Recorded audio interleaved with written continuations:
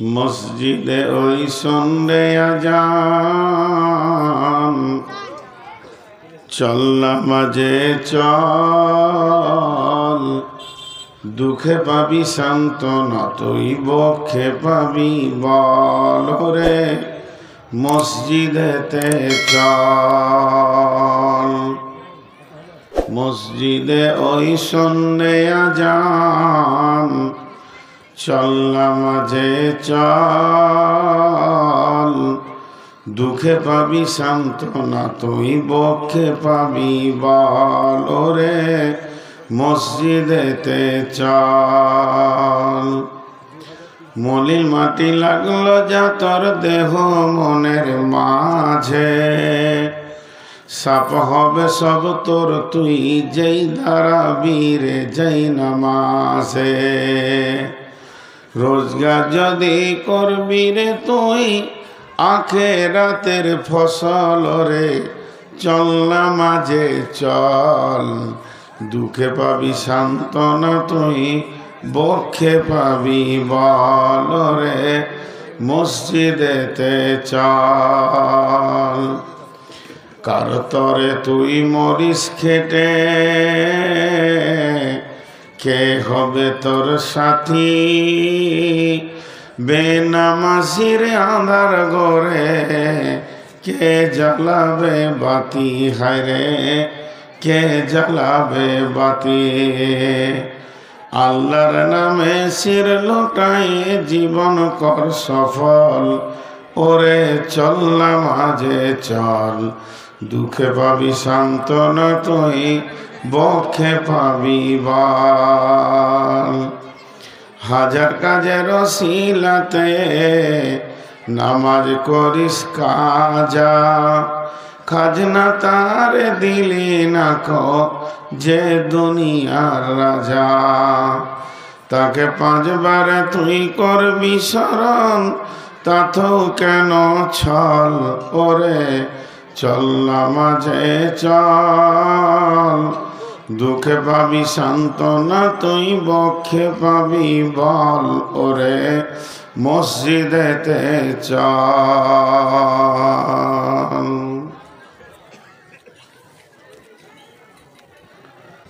আল্লাহ তাবারাক বা তাআলা আমাদেরকে সৃষ্টির সেরা বানিয়েছেন। আমরা হলাম সৃষ্টি জগতের শ্রেষ্ঠ। ফেরেশতা থেকেও আমাদের দাম বেশি। জিন তো দূরের কথা, আপনাদের একটা জিনিস জানা আছে কি না, জিন জাতি মাথা মোটা, ওর বুদ্ধি কম। জিন জাতিদের বুদ্ধি খুব কম, মাথা মোটা। তো জিন তো দূরের কথা, আল্লাহ আমাদেরকে ফেরেশতা থেকেও দামি বানিয়েছেন। এই পর্যন্ত আল্লাহ শেষ করে দেননি।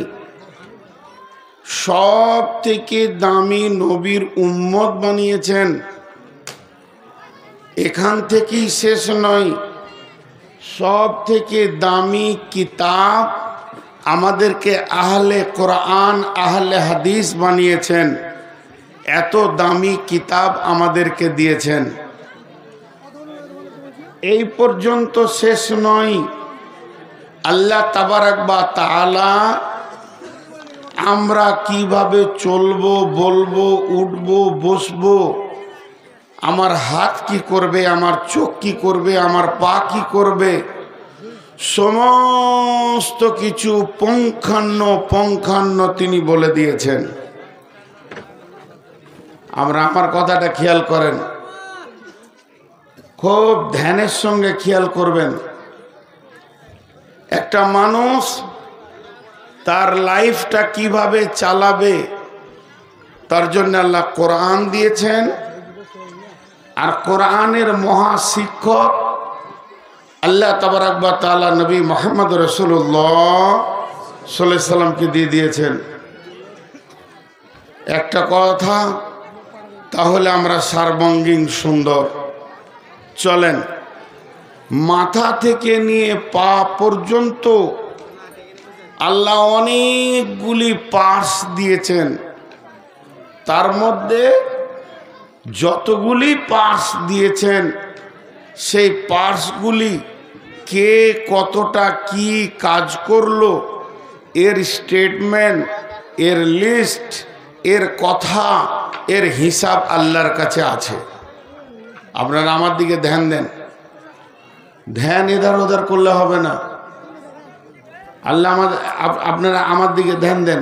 আর মাঝে একটা কথা বলছি, সাইডে বারবার কথা বলতে গেলে বিরক্ত লাগবে। যে চেয়ারগুলো ফাঁকা আছে ওই চেয়ারটা আপনি বসেন, পেছনটা ছাড়তে থাকেন। মাঝে মাঝে চেয়ার ফাঁকা আছে আর লোক দাঁড়িয়ে আছে, এটা তো বেইনসাফি হয়ে গেছে ভাই। ইনসাফ করেন, যে চেয়ার ফাঁকা আছে ওটা আপনি পুরা করেন, এই চেয়ারগুলো ফাঁকা আছে আপনি পুরা করেন। জি,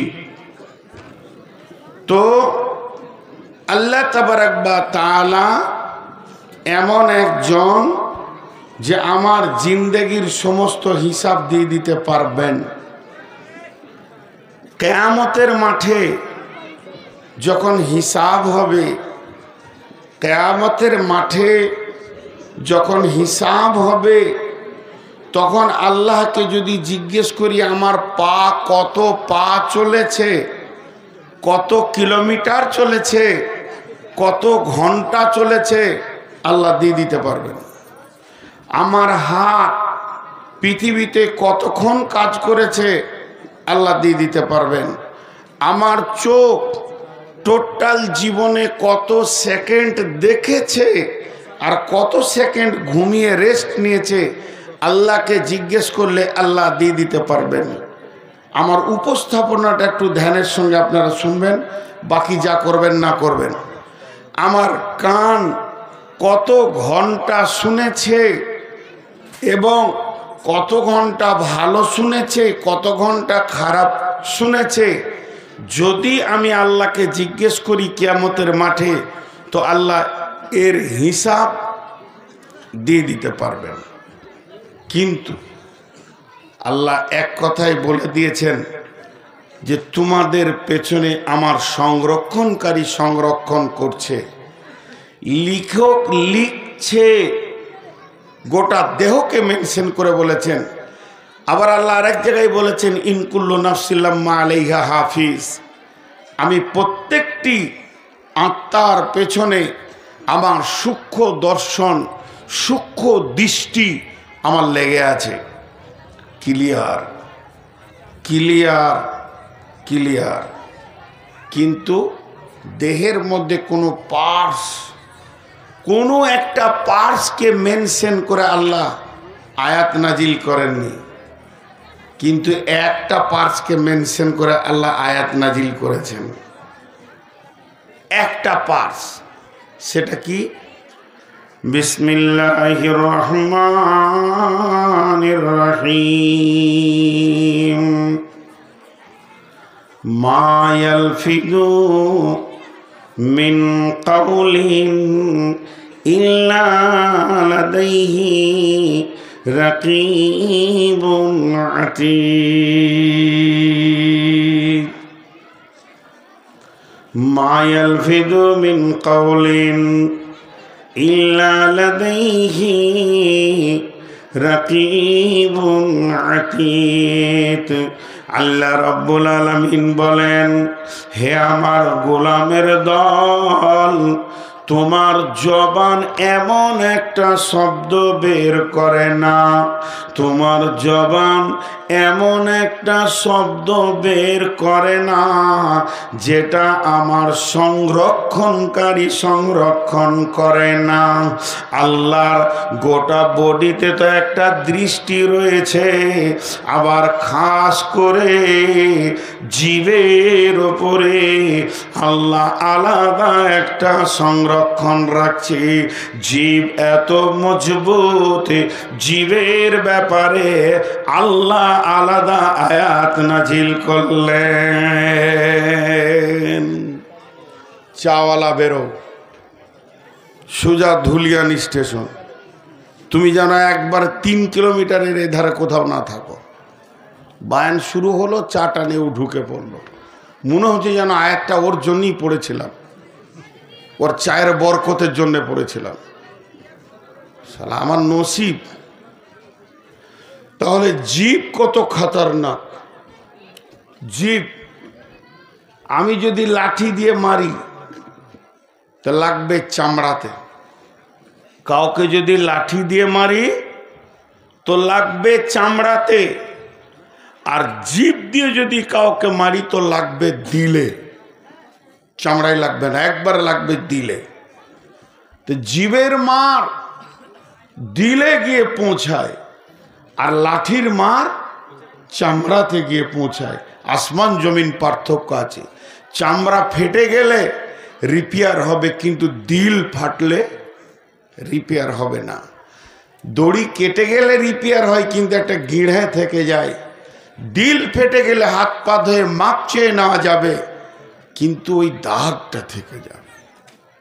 বন্ধুরা আমার, এর জন্য জীব হচ্ছে বড় খতরনাক। জীবের মতো খতরনাক অস্ত্র পৃথিবীতে আর জন্ম নেয়নি।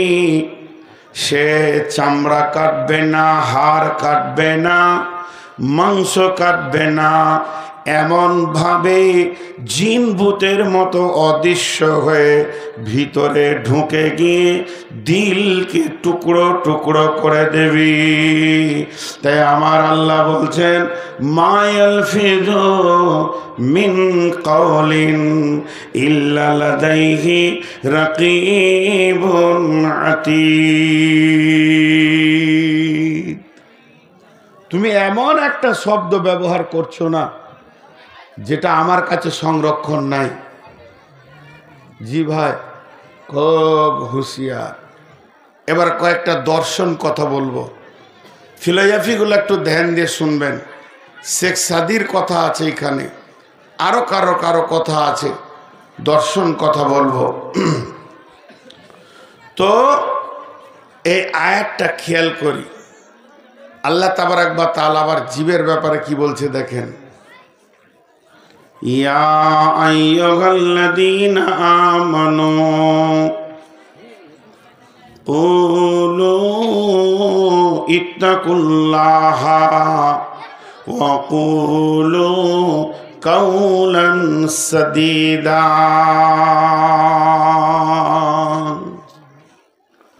হে ঈমানদার, যারা নিজেদেরকে তোমরা ঈমানদার বলে মনে করছো, তোমরা কোলো কথা বলো, কাওলান সাদীদা, নরম মিষ্টি ভদ্র কথা বলো, নরম মিষ্টি ভদ্র কথা বলো।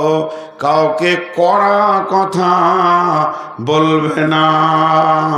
কড়া কথা বলার জন্যে আমি তোমার জিভটাকে নরম বানাইনি। জি, আমি তোমার জিভটাকে নরম বানাইনি। করো কথা। একজন দার্শনিক বলছে, তোমার শরীরটাকে টিপো, সব মাংসকে টিপো, গোটা বডিতে যত জায়গা আছে মাংসগুলো টিপো, আর জিভটা টিপো। কি নরম! তোমার আল্লাহ তোমাকে নরম জিভ দিল, আর সেই নরম জিভে তুমি কড়া কথা বলো না। এটা তো তোমার ভদ্রতা হলো না। নরম জিভে নরম নরম কথা হবে। একজন বিখ্যাত চিন্তাবিদ দার্শনিক বলছে, টাকা দিয়ে গোলাম কিনা যায়, টাকা দিয়ে গোলাম কিনা যায়, গোলামের মন কিনা যায় না। কিন্তু জিভ দিয়ে বাদশাকে গোলাম বানানো যায়। জিভ যদি তোমার মিষ্টি মিষ্টি কথা বলে, তাতে কি হয়? বাদশা গোলাম হয়ে যায়। আপনারা দেখেন জিভ কি মজবুত জিনিস, আর কি জিভ কত নরম জিনিস। একজন বলছে, বন্ধু, একটা হলো ডাস্টবিন, একটা হলো ফুলদানি। দেখেন দর্শনগুলো, একটা হলো ফুলদানি, একটা হলো ডাস্টবিন। ফুলদানিতে গোলাপ থাকবে, জবা থাকবে, জুঁই থাকবে, গাঁদা থাকবে। কিন্তু ডাস্টবিনে নোংরা থাকবে, কপ, থুতু, গড়, নোংরা জিনিস থাকবে। তুমি একবার ভাবো, তোমার এই 2 ইঞ্চি মুখটা, এটা ফুলদানি না এটা ডাস্টবিন? এটা যদি ফুলদানি হয়, এখান থেকে মিষ্টি কথা হবে, এখান থেকে তেলাওয়াত হবে, জিকির হবে। আর এটা যদি ডাস্টবিন হয়, এখান থেকে খিস্তি বের হবে, গান হবে, গালিগালাজ হবে। এটা যদি ফুলদানি হয়, এখানে মাছ মাংস ঢুকবে। এটা যদি ডাস্টবিন হয়, এখানে গাঁজা, মদ আর গোল গোড়াকু গুটকা ঢুকবে। মুখটা তুমি কি বানাচ্ছ বলো? জি ভাই, মুখটা তুমি কি বানাচ্ছ? আজকে একটু ধৈর্য নেন, মা বোনদেরকেও বলছি, খুব ধৈর্য সহকারে শুনেন। আমি খালি জীবের ওপরে আজকে বক্তব্য রাখবো। আল্লাহ তাবারাক ওয়া তাআলা এই জীবকে মেনশন করে অনেকগুলো আয়াত নাজিল করেছেন। জি, গোটা দেহে যতগুলো পার্টস আছে, সমস্ত পার্টসের সেক্রেটারি হলো জীব। জীব সমস্ত পার্টস। না, আর মাইক বাজাতে দেবো না সাইড থেকে, আপনি বলেন যে চেয়ারগুলো ওগুলো বলে দিয়েছি তো আমি। না না, ও চেয়ারগুলো যেগুলো আসছে সেগুলো এদিকে নিয়ে আসতে বলেন না, রাস্তা তো ওরা দেখবে আর নিয়ে যাবে, মাঝে ডিস্টার্ব করিয়ে না। আমি একবার ক্ষমা চাইছি, কারণ আমার মাথা কেটে যাবে, আমি লাইন কেটে যাবে। এদিকে আসবে, ওদিকে আসবে, দেখবে কোথাও ফাঁকা আছে দিয়ে দেবে। চেয়ার যে দিক থেকেই আনছো আনো, তাকিয়ে দেখো লোক কোন দিকে দাঁড়িয়ে আছে, সেই দিকে চেয়ার পৌঁছাও। বিশেষ করে পশ্চিম দিকে লোক বেশি দাঁড়িয়ে আছে, ওদিকে পৌঁছাও। আল্লাহর রাস্তা আমাকে মাঝে ডিস্টার্ব করিয়ে না। কি বলছিলাম ভুলে গেলাম, খুব কষ্ট। আচ্ছা, আপনার মতো প্লেয়ার পশ্চিমবঙ্গে কেউ আছে? আমার সব থেকে প্রিয় মাইকম্যান উনি জানেন আমি ওকে কত ভালোবাসি। পশ্চিমবঙ্গে কোনো বাপ নাই যে ওর কাছে মাইক বাজিয়ে দেবে। আর আজকে কেন এরকম করেছে? আমাকে জ্বালাবালে পেছনে কই দেন নাই তো, একটা বক্স দেন নাই না? ফিডব্যাক পেয়েছি না, একটু পাচ্ছি না। আমার বিশ্বাসই হচ্ছে না যে মাইক আপনি টেনেছেন। পশ্চিমবঙ্গে কারো জন্ম নাই যে এর মতো মাইক টেনে দেয়, এত বড় প্লেয়ার। তো জীব, এই চেয়ার ওদিকে নিয়ে যাও, পশ্চিম দিকে নিয়ে যাও, চেয়ার যাও। আর এত ছোট ছেলে ভলেন্টিয়ার হয়েছে, ওরা বারবার এসে ডিস্টার্ব করেছে। যাও সোনামানিক, ওইদিকে তো, আল্লাহ তোমাদের ভালো করুক। তো জীব হলো বড় খতরনাক। সকলে একবার পরিবেশটা ঠিক করার জন্য বলি, সুবহানাল্লাহ, আলহামদুলিল্লাহ, ওয়ালা ইলাহা ইল্লাল্লাহু, আল্লাহু আকবার। জোরে নারে তাকবীর। আচ্ছা, আগের ওয়াজগুলো কেন এত জোর হলো না? খালি এইটাই জানে, আর বাকিগুলো জানে না। আচ্ছা, যাই হোক, একটা বিষয়ের উপরে ধরেছি। তো জীব হলো বড় খতরনাক। জীব দিয়ে অনেক কিছু হয়ে যায়, লাস্ট চলে যায় পৃথিবীর লাস্ট প্রান্তে। এখন তো 2023 সাল, আর মাত্র কদিন আছে, 4-5 দিন আছে 23 সাল শেষ হতে। একদম মুমূর্ষু অবস্থায় পৌঁছে গেছে সালটা, 24 ঢুকবে। তো আমি দুনিয়া ধ্বংস করে দিলাম, দুনিয়া নাই। চলেন কবর, কবর শেষ নাই। কিয়ামত, কিয়ামত শেষ, চলেন ওটা পার করে চলে যাই। জাহান্নাম, আল্লাহ আমাদেরকে মাফ করুন, আল্লাহুম্মা আমিন। ওখানে যাব না, জান্নাতে চলে যাই। তারপরে তার জগৎ নাই, ওখানেই যে জীব কি কাজে লাগবে? জীব ওই পর্যন্ত পৌঁছিয়েছে। 2-3টি এমন আমল আছে যা মরার পরেও আমল হয়ে যায়। দেখেন, দু তিনটি এমন আমল আছে যে একটা মানুষ মরে গেল তার আমল করা যায়। এক নম্বর হলো হজ। আব্বা মারা গেছে, হজ করতে পারেনি, আপনি কাউকে টাকা দিয়ে বদল হজ করালেন। তেমনি হজ যেমন হয় তারই কিয়াসের ওপরে বদল উমরাও করা যায়। তাহলে দুইটা আমল হলো। 3 নম্বর, মারা গেছে, মা মারা গেছে, সে আর করতে পারবে না, সন্তান তার জন্যে দান করবে, মসজিদ মাদ্রাসা করবে, এগুলি কবরে গিয়ে পৌঁছাবে, ভালো সন্তানের আপনার দোয়া পৌঁছাবে এবং সে সাদকা জারিয়া যা করেছে পৌঁছাবে। এইভাবে বেশ কিছু আমল আছে। এই আমলের ভিতরে মেয়েদের পর্দাটা কত ফরজ, মেয়েদের পর্দাটা কত ফরজ, মেয়েদের পর্দাটা কত ফরজ। মেয়েটা মারা গেছে, আর তো আমলের প্রয়োজন নাই। বলেন না, ওর জোহরের আজান হচ্ছে, ওকে আর নামাজ পড়তে হবে না, লাশ পড়ে আছে, বেলা 10টা 11টায় মরেছে, জোহরের আজান হচ্ছে, ওর জন্যে আর নামাজের হাজিরি হবে না, আসরের নামাজে হাজিরি হবে না, 5টার সময় দাফন হবে, 2টা ওয়াক্ত পেরিয়ে গেল, বিছানায় শুয়ে মরে গেছে, আর আমলের দরকার নাই। কিন্তু একটা আমল কবর পর্যন্ত যাবে, ওই মৃত মেয়েকে ওদেরকে দেখানো যাবে না যাদের সঙ্গে ওর পর্দা। কবরে ঢোকানো পর্যন্ত পর্দাওয়ালাকে দেখানো যাবে না। দেখেন কত দূর গিয়ে পৌঁছালো। তো জীব প্রথম 2.5 বছর খুলছে না, খালি তোতলা তোতলা করছে। এই জীব যে খুলে গেল, আজরাইল এসে বন্ধ করবে। তো এই জীবের রিয়াকশন কত দূর গিয়েছে জানেন? আপনি ভাবছেন যে আঙুলের মাথাতে ক্যান্সার হয়েছে, ডাক্তার যখন এক্সরে করে দেখছে তা বলছে পাঁজরে হাড় পর্যন্ত আর পোকা পৌঁছে গেছে, হাত কাটলেও বাঁচানো যাবে না। তো এই জীবের রিয়াকশন কত দূর গিয়েছে জানেন? জান্নাত পর্যন্ত। শুনেলেন কেমন? জান্নাত পর্যন্ত।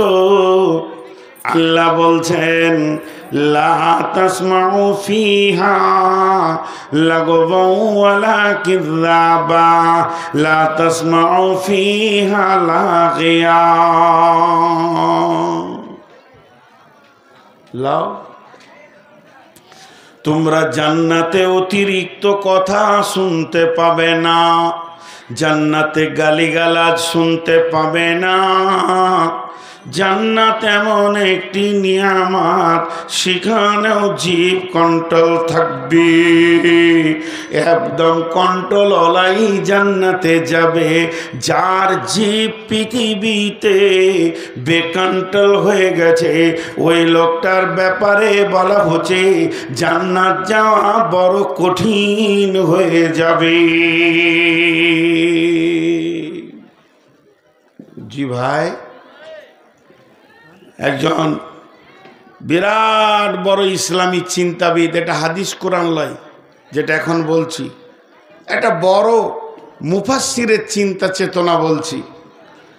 উনি বলছেন, সারা জীবনে মানুষকে নিয়ে যত সার্চিং করলাম, জান্নাত আর জাহান্নাম নিয়ে যত সার্চিং করলাম, তাতে করে যা পেলাম, জাহান্নামে যত মানুষ যাবে শতকরা 98 জন, শতকরা 98 জন, 100তে 98 জন, 2 জন বাদ দিয়ে 98% মানুষ জাহান্নামের ভিতরে ঢুকবে শুধুমাত্র জীবের কারণে। এই বসো, তোমরা মনে করছো কন্ট্যাক্ট করে নিয়েছো, দাঁড়িয়ে যেছো, তার বসার কোনো নাম নাই, কিছু বলি না তাই। 98% মানুষ জীবের কারণে জাহান্নাম গেছে। এটা একটা ব্যক্তিগত মানুষের কথা বললাম, এটা কোরআন লয় আর হাদিস লয়। তারপরও একটা ইসলামী চিন্তাবিদের ধ্যান ধারণা, এগুলো একটু খেয়াল করি। আমি এবার যে আয়াত পড়েছি আয়াতে চলে আসলাম। আল্লাহ কি বলছেন? ইয়া আইয়ুহাল্লাযীনা আমানু জিতানিবু, ইয়া আইয়ুহাল্লাযীনা আমানু জিতানিবু, হে ঈমানদারেরা তোমরা বাঁচো। আমি বলছি বাঁচো, আমার ছোট ভাই ঈসা বলছে বাঁচো, আপনাদের ইমাম সাহেব বলছে বাঁচো, আপনাদের আর কেউ বলছে বাঁচো, আমি নাই বাঁচতে পারি। এ কথাগুলো গুরুত্ব দিলাম না, এগুলো মানুষের কথা। আমি বলছি একটা নতুন মেহমান এসেছে বেড়াতে, নদীর পানি থেকে তুমি বাঁচো, ঠান্ডা লেগে যাবে, জ্বর হয়ে যাবে, মানল না, আনন্দ করে নদীতে সাঁতার দিল, ওর কিছুই হলো না। এটা মানুষের ধ্যান ধারণা, হতেও পারে না হতে পারে, কিন্তু বন্ধুরে বাঁচো কে বলছেন? ব্যক্তিটা দেখেন, স্বয়ং রব বলছেন বাঁচো। এখানে নেগেটিভ পজিটিভ দোদল্য কোনো চিন্তা আনা যাবে না। আল্লাহ বলেছেন বাঁচো মানে বাঁচতেই হবে। নিশ্চয় ওই জায়গাতে বড় ক্ষতি লুকানো রয়েছে, যে ক্ষতিটা আপনাকে আমাকে ধ্বংস করে দেবে, দিতে পারে, এ কথা আল্লাহর জন্য বলা যাবে না। তো আমার রব বলছেন ইজিতানিবু, হে ঈমানদারেরা তোমরা বাঁচো, কাসীরাম মিনাজ জান্নি, অনেক ধারণা থেকে।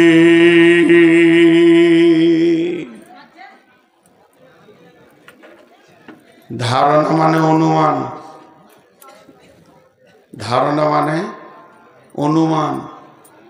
জি, ধারণা মানে অনুমান। বহু ধারণা আছে খারাপ। ইজতানিবু কাসীরাম মিনাজ জান্নি, ইন্না বা'জা জান্নি ইসমুন। এতক্ষণে জানটা ঠান্ডা হলো, এতক্ষণে আসল খোরাকটা পেলাম। ইন্না বা'জা জান্নি ইসমুন, নিশ্চয়ই কিছু ধারণা আছে কাবিরা গুনাহ। দেখেন, আপনি রাত্রি 12টায়, ভালো করে ধ্যান দেন, আপনি রাত্রি 12টায় মসজিদ আসছেন তাহাজ্জুদ পড়ার জন্যে, আর একটা যুবককে দেখলেন তার পেছনে একটা যুবতীকে নিয়ে মোটর সাইকেলে বেরিয়ে চলে গেল। আপনি কম দেখছেন, হালকা করে দেখলেন, ঢুর করে চলে গেল খুব স্পিডে। তো আপনি ভাবলেন কি দুনিয়া হলো রে বাপ, এত রাত্রিতে যুবক যুবতী কেনে যায়? ঘটনা খারাপ, এলাকা খারাপ। আপনি একজন তাহাজ্জুদ পড়নেওয়ালা, আপনি একজন নামাজি, আপনি একজন বড় ভদ্র মানুষ এলাকার।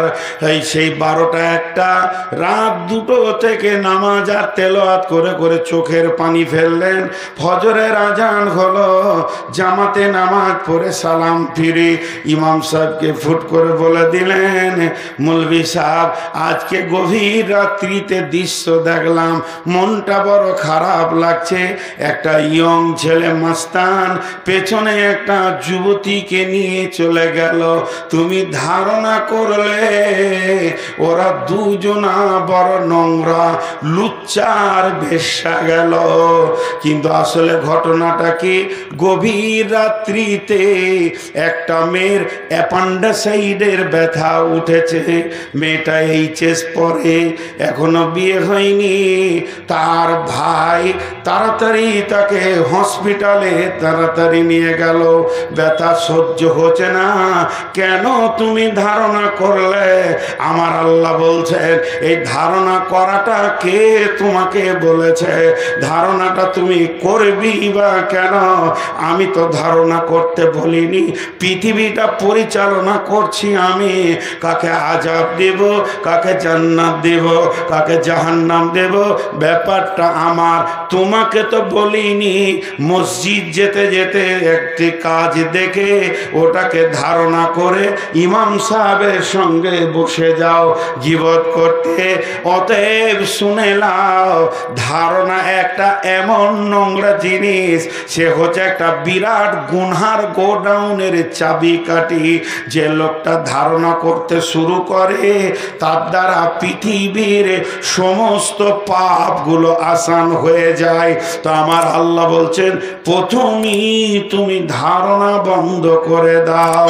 কিংবা তুমি রাত 12টায় উঠে মনে করলে যে ভাই বোনে চলে গেল, তাহলে হয়তো কোনো জরুরি কাজ আছে, কিন্তু ওরা ভাই বোন ছিল না, একটা মেয়ে তার প্রেমিককে ডেকে ওই রাত্রিটি কেটে পড়লো।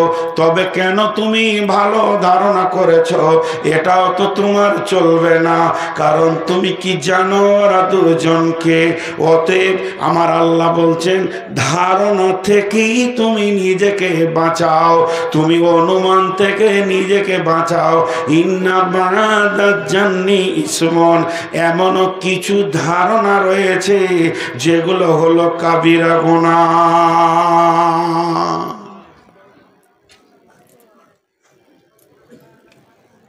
বুঝতে পারছেন? এত বড় লোক হ্যাঁ না বললেন না। আমি যেটা বলতে চাইছি বুঝতে পারছেন? মানে প্রথমবারে পারছে না, আর একবার শুধুছি তখন পারছে। কোন ধরনের কারবার? তো অনুমানটা হচ্ছে পৃথিবীর নোংরা জিনিস। অনুমান। সামনে রমজান মাস আসছে, রোজা রাখবো ইনশাআল্লাহ। জোরে বলি ইনশাআল্লাহ। রোজার পরে নামাজ ছাড়বো ইনশাআল্লাহ।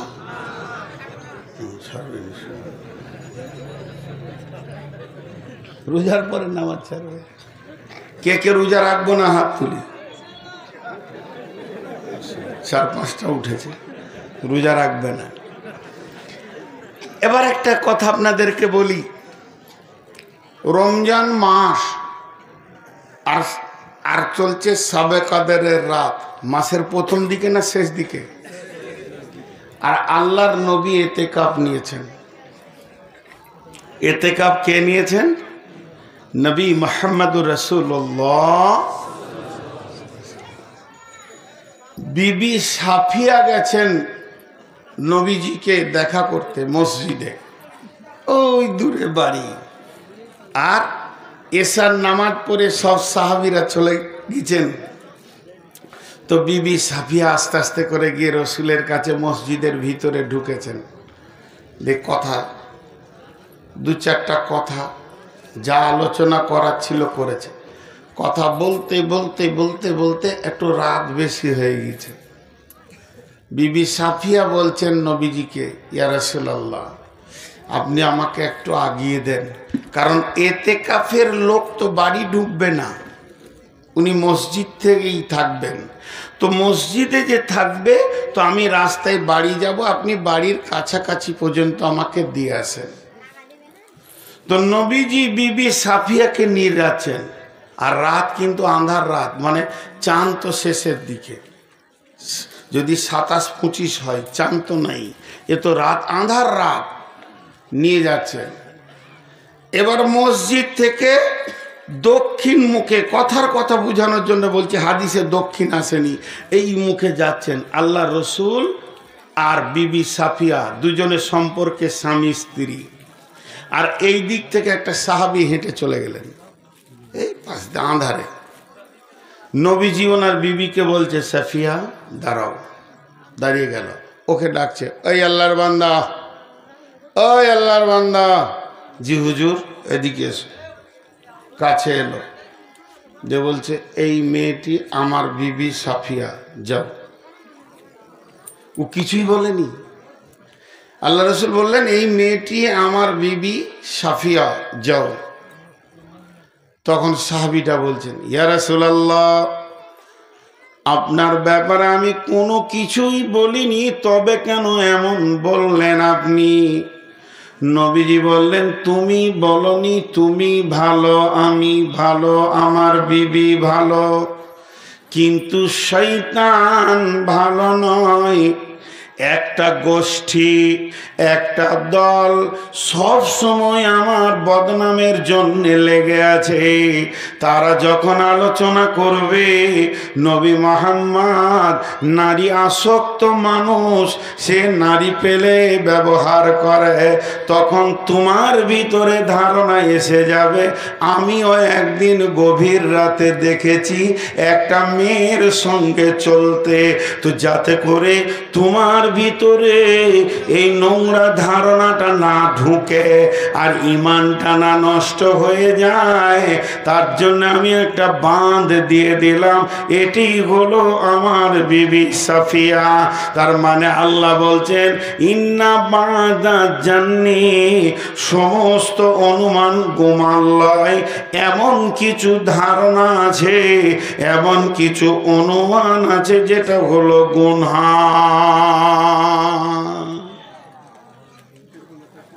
কিছু অনুমান আবার গুনহা লয়, ধারণা গুনহা লয়।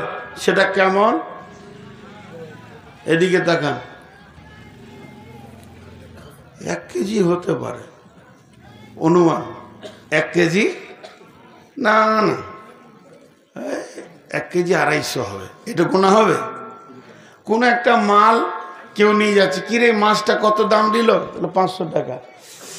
তো কত ওজন? আমার মনে হচ্ছে 1.5 কেজি হবে। না, এটা আইডিয়া। এই ধারণাগুলো গুনহা নয়। এই রাস্তাটা 5 ফুটের না 7 ফুট হবে, মেপে দেখলাম, ক্লিয়ার হয়ে গেল। তো ইন্না বাদাত জাননি, চারিত্রিকভাবে যে ধারণাগুলো করা হয় সেগুলো হচ্ছে গুনহা। ইন্না বাদাত জাননি ইসমন, কিছু ধারণা আছে গুনাহ। আল্লাহ বলছেন, ওয়ালা তাজাসসু ওয়ালা তাজাসসু ওয়ালা তাজাসসু, রে আমার বন্ধু, হে আমার ভাই বাপজিরা, সোনার লালরা, ও আমার মা, ওরে আমার বোন বেটি, ওয়ালা তাজাসসু, তোমরা জাসুসি করিও না। তাজাসসুস করতে মানা করেছেন। জাসুসি আর জাসুসিতে দুটো শব্দ ব্যবহার হয়, একটা হচ্ছে তাহলে আর একটা হচ্ছে কেন। তাহলে আর কেন, যেমন আমি খুব এখানে মেহমান শুয়ে আছি, একটু রাত্রিতে ঘুরে আসলাম বাজার থেকে, এত রাতে উঠলেন কেন? এটা কাজ ছিল না। কাজ কি ছিল? আপনি তো সন্ধ্যায় যেতে পারতেন, এখন তো বাজার বন্ধ। এখানে তাহলে আর আগাচ্ছে না, বুঝতে পেরেছেন?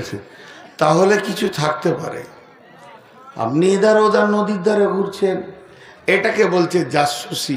আল্লাহ বলছেন, তুমি যদি জাসুস হও তো আমিও তোমার থেকে বেশি বড় খবর রাখনেওয়ালা। তো ওয়ালা তাজাসসু, তোমরা জাসুসি করিও না। জাসুসি করা মানে পেছনে কুটকুট খুটকুট খুটকুট খুটকুট করে লেগে খালি দোষ ত্রুটিকে খুঁজে বের করা। ওয়ালা তাজাসসু, আমার রব যদি মনে করে তিলে তিলে হিসাব লিব, একটাও কেউ জান্নাত যেতে পারবে না। আল্লাহ তাবারক ওয়া তাআলা বলেছেন, ইন্না ইলাইনা ইয়াবাহুম সুম্মা ইন্না আলাইনা হিসাবাহুম। আমার কাছে ফিরে আসতেই হবে, হিসাব দিতেই হবে। আল্লাহর কাছে আমরা দোয়া করি, আল্লাহুম্মা হাসিবনি হিসাবান ইয়াসীরা। এ আল্লাহ, তুমি আমার হিসাবটাকে আসানের সঙ্গে লাও। কবি নজরুল আর আসান করে দিয়েছে, তোমার কাছে হিসাব চাই না মাওলা, তোমার দয়া চাই। হিসাব দিতে যাব না, তোমার মেহেরবানি চাইব। আমার নবীজি বলেছেন, হিসাব দিয়ে আল্লাহর সঙ্গে খাতা কলম মিলিয়ে জান্নাত যাবে এমন একটা মানুষ বিশ্বের বুকে জন্ম নেয়নি। হযরত আদম থেকে শেষ পর্যন্ত আল্লাহ যাকে মাফ করবেন, দয়া করবেন, ওই লোকটি জান্নাতে যাবে। আল্লাহর দয়া ছাড়া কেউ জান্নাতে যাবে না। আল্লাহর নবীকে সাহাবীরা প্রশ্ন করলেন, ইয়া রাসূলুল্লাহ, আপনিও? নবীজি বললেন, আমিও আল্লাহর দয়ার প্রত্যাশী। এবার হিসাব আসান কাকে বলে? আসান হিসাব বলে আমার আল্লাহ জাসুস হবেন না। আল্লাহ যদি সেই দিন একবার, বুখারীর হাদিস আছে বন্ধু, আল্লাহ যদি একবার আপনার আমল নামাতে আঙ্গুলটা দিয়ে বলে, বান্দা তুমি এই কাজটা করেছো কেন? আল্লাহ যদি কেন বলে দেয়, আল্লাহর কেনর প্রাচীরটা এত বড় হবে, ওটাকে টপকাবার পুরুষ কেউ জন্মায়নি। ওকে জেনে নিতে হবে আল্লাহ কেন বলেছে, মানে আমি জাহান্নাম যাব। বিধায় আল্লাহ যাকে মাফ করবেন, আল্লাহ কেন শব্দ বলবেন না? তাহলে আমাদের রব এত বড় মেহেরবান, তিনি আমার আপনার ব্যাপারে দয়াবান। তুমি মানুষ হয়ে মানুষের পেছনে লেগেছ কেন? এটা করলে কেন? ওটা করলে কেন? অতএব আল্লাহ বলছেন, ওলা তাজাসসুসি, খবরদার তোমরা তাজাসসুসি করিও না। ওলা ইয়াগতাব বাযুকুম আলা বাযিন, একে অপরে তোমরা গীবত করিও না।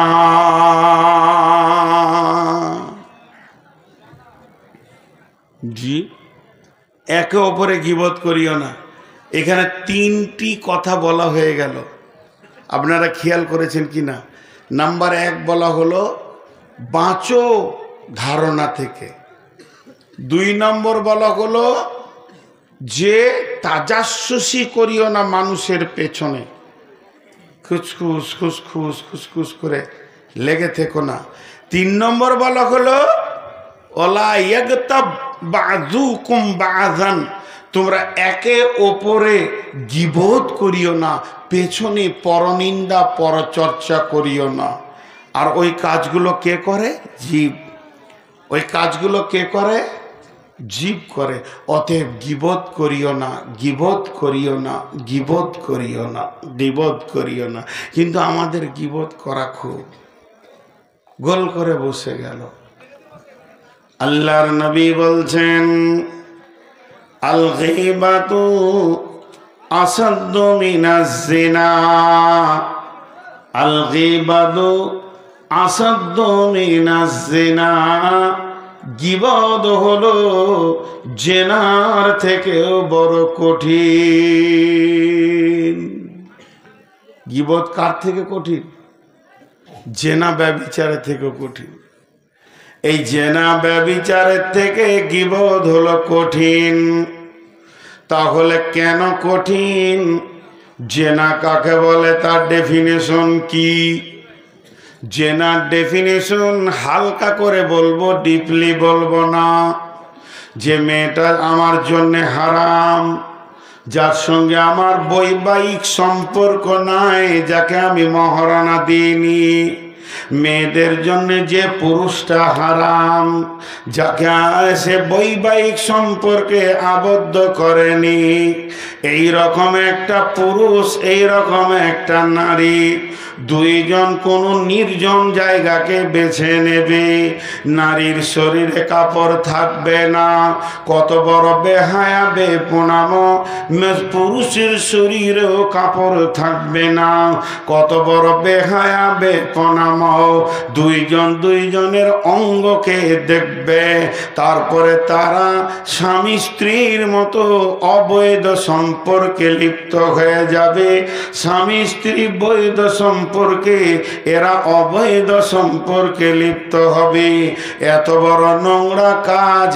আর কাজটা যখন সমাপ্তি হয়ে যাবে, দুইজনের জন্য গোসল ফরজ হয়ে যাবে, নচেত এরা পাক হবে না। তাহলে কাজটা কত নোংরা কাজ, কত ডিপ কাজ, কত গভীর কাজ। কিন্তু গীবত করতে গেলে কাপড় খোলা লাগবে না। মেয়েটা যদি বোরখাও পরে থাকে, তারপরও গীবত করা যাবে। ছেলেটা ফুল পোশাকে আছে, কোন রকম কাপড় তাদের সরল না, বেহায়া বেপনামও হলো না, তারপরও তাদের গোসল ফরজ হবে না। গীবত এমন একটা জেনা এমন একটা জায়গায় করে, লুকিয়ে চুপিয়ে করে। গীবত সমাজের ভিতরে করা যাবে, চায়ের দোকানে গীবত, মসজিদের কাতারে নামাজ পড়ার পর বসে বসে গীবত চলবে। তারপরও বিশ্বনবী বলছেন এই গীবতটা এত শক্ত গুনাহ, যেটা আপনার কিনা জেনার থেকেও বড়।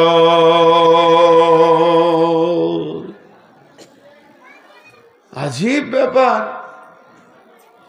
এটা ভাবার আছে, একটা জিনিসটা ভাবার আছে যে এটা এত নোংরা বেহায়াপনামো, আর এটা গোটা শরীরে কাপড় ঢেকে। তারপরও জি কেন বড়, কেনটা এবার বলছি। এইখানে এক জিনা করনেওয়ালা, জিনা করনেওয়ালি, আমি জেনা করেছি, আমি তো একা দোষী নয়, আমার সাথে একটা মেয়েও আছে দোষী। দুজনই আজকে জালসা শুনছি। আর বায়ান করছেন একজন বিখ্যাত আলিম। জেনা করা বড় গুনাহ। জেনা এমন একটি গুনাহ, এটা হাক্কুল ইবাদ নয়, হাক্কুল্লাহ। জেনার আদালত কিয়ামতের মাঠে হাক্কুল্লাতে হবে। কঠিন কিয়ামতের দিনে জেনাকারীর কঠিন শাস্তি হবে। জলসাটা সারা রাত শুনলাম, শোনার পরে আমি গভীর রাত্রিতে মসজিদে একা এসে ঠান্ডাতে উজু করে কঠিন করে আল্লাহর পা দুটি ধরে সাজদায় পড়ে পড়ে কাঁদতে শুরু করলাম। মাবুদ গো, শয়তানের ফেরে পড়ে, শয়তানের ধোঁকায় পড়ে আমি জেনার মতো গুনাহ করেছি, তুমি মাফ করে দাও। তাহাজ্জুদের টাইমে কাঁদলাম, ইফতারিকে সামনে করে কাঁদলাম, আবার শবে কদরের রাত্রিতে কাঁদলাম। যে যে টাইমে গুনাহ মাফ হয়, দোয়া কবুল হয়, ওই টাইমগুলো বেছে বেছে কাঁদলাম। পৃথিবীর কেউ বলতে পারবে না যে ওর গুনাহ মাফ হবে না। অবশ্যই মাফ হয়ে যেতে পারে, কারণ আমার আল্লাহ এখনো তওবার দরজা খুলে রেখে দিয়েছেন।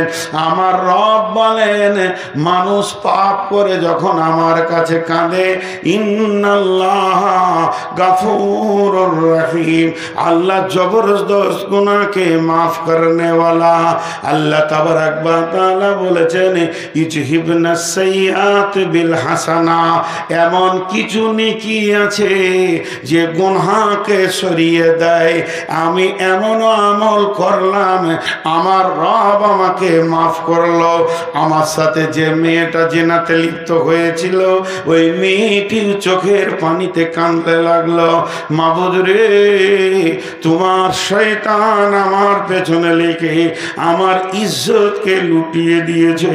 আমি এখনো হায়াতে জিন্দেগিতে বেঁচে আছি, তওবা করার সুযোগ রয়েছে। ও দয়াল মাবুদ, তুমি তোমার বান্দিকে গুনাহ মাফ করে দাও। একদিন দেখা গেল ওর মাফ হয়ে গেল, তারও মাফ হলো, আমারও মাফ হয়ে গেল। কিন্তু আমি আর মৌলভী সাহেব দুইজন বসে বসে বসে বসে আর একজনের গীবত করছি।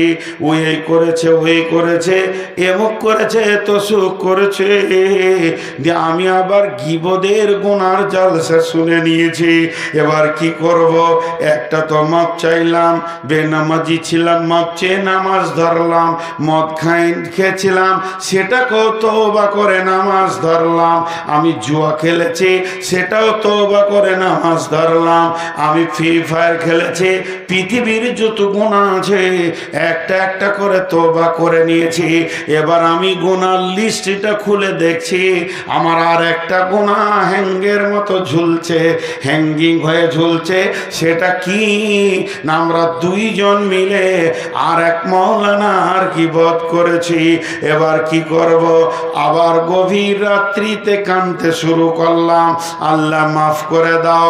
গীবতটা হাক্কুল ইবাদ, এটা আল্লাহ মাফ করবেন না। আমি যার গীবত করেছি তার কাছে মাফ চাইতে হবে, কারণ আমি একটা মানুষকে হেকারত হিয়ানত করেছি। দেখা গেল ওই মওলানাকে সুযোগে পেয়ে গেলাম, হাতটা জড়িয়ে ধরে বললাম, বন্ধু ভাই, আমি শয়তানের ফেরে থাকতে পারিনি। আপনি যে অন্যায়টা করেছিলেন, অমুক মসজিদে থাকতে থাকতে একটা দুর্ঘটনা ঘটিয়ে দিয়েছিলেন, সেটা সত্য, কিন্তু আমি গীবত করে ফেলেছি, আমিও তো গুনাহগার হয়ে গেছি, আপনি আমাকে মাফ করে দেন। বলল, ভাই তুমি যখন হাত ধরেছো, আমাকেও তো আল্লাহর কাছে মাফ নিতে হবে।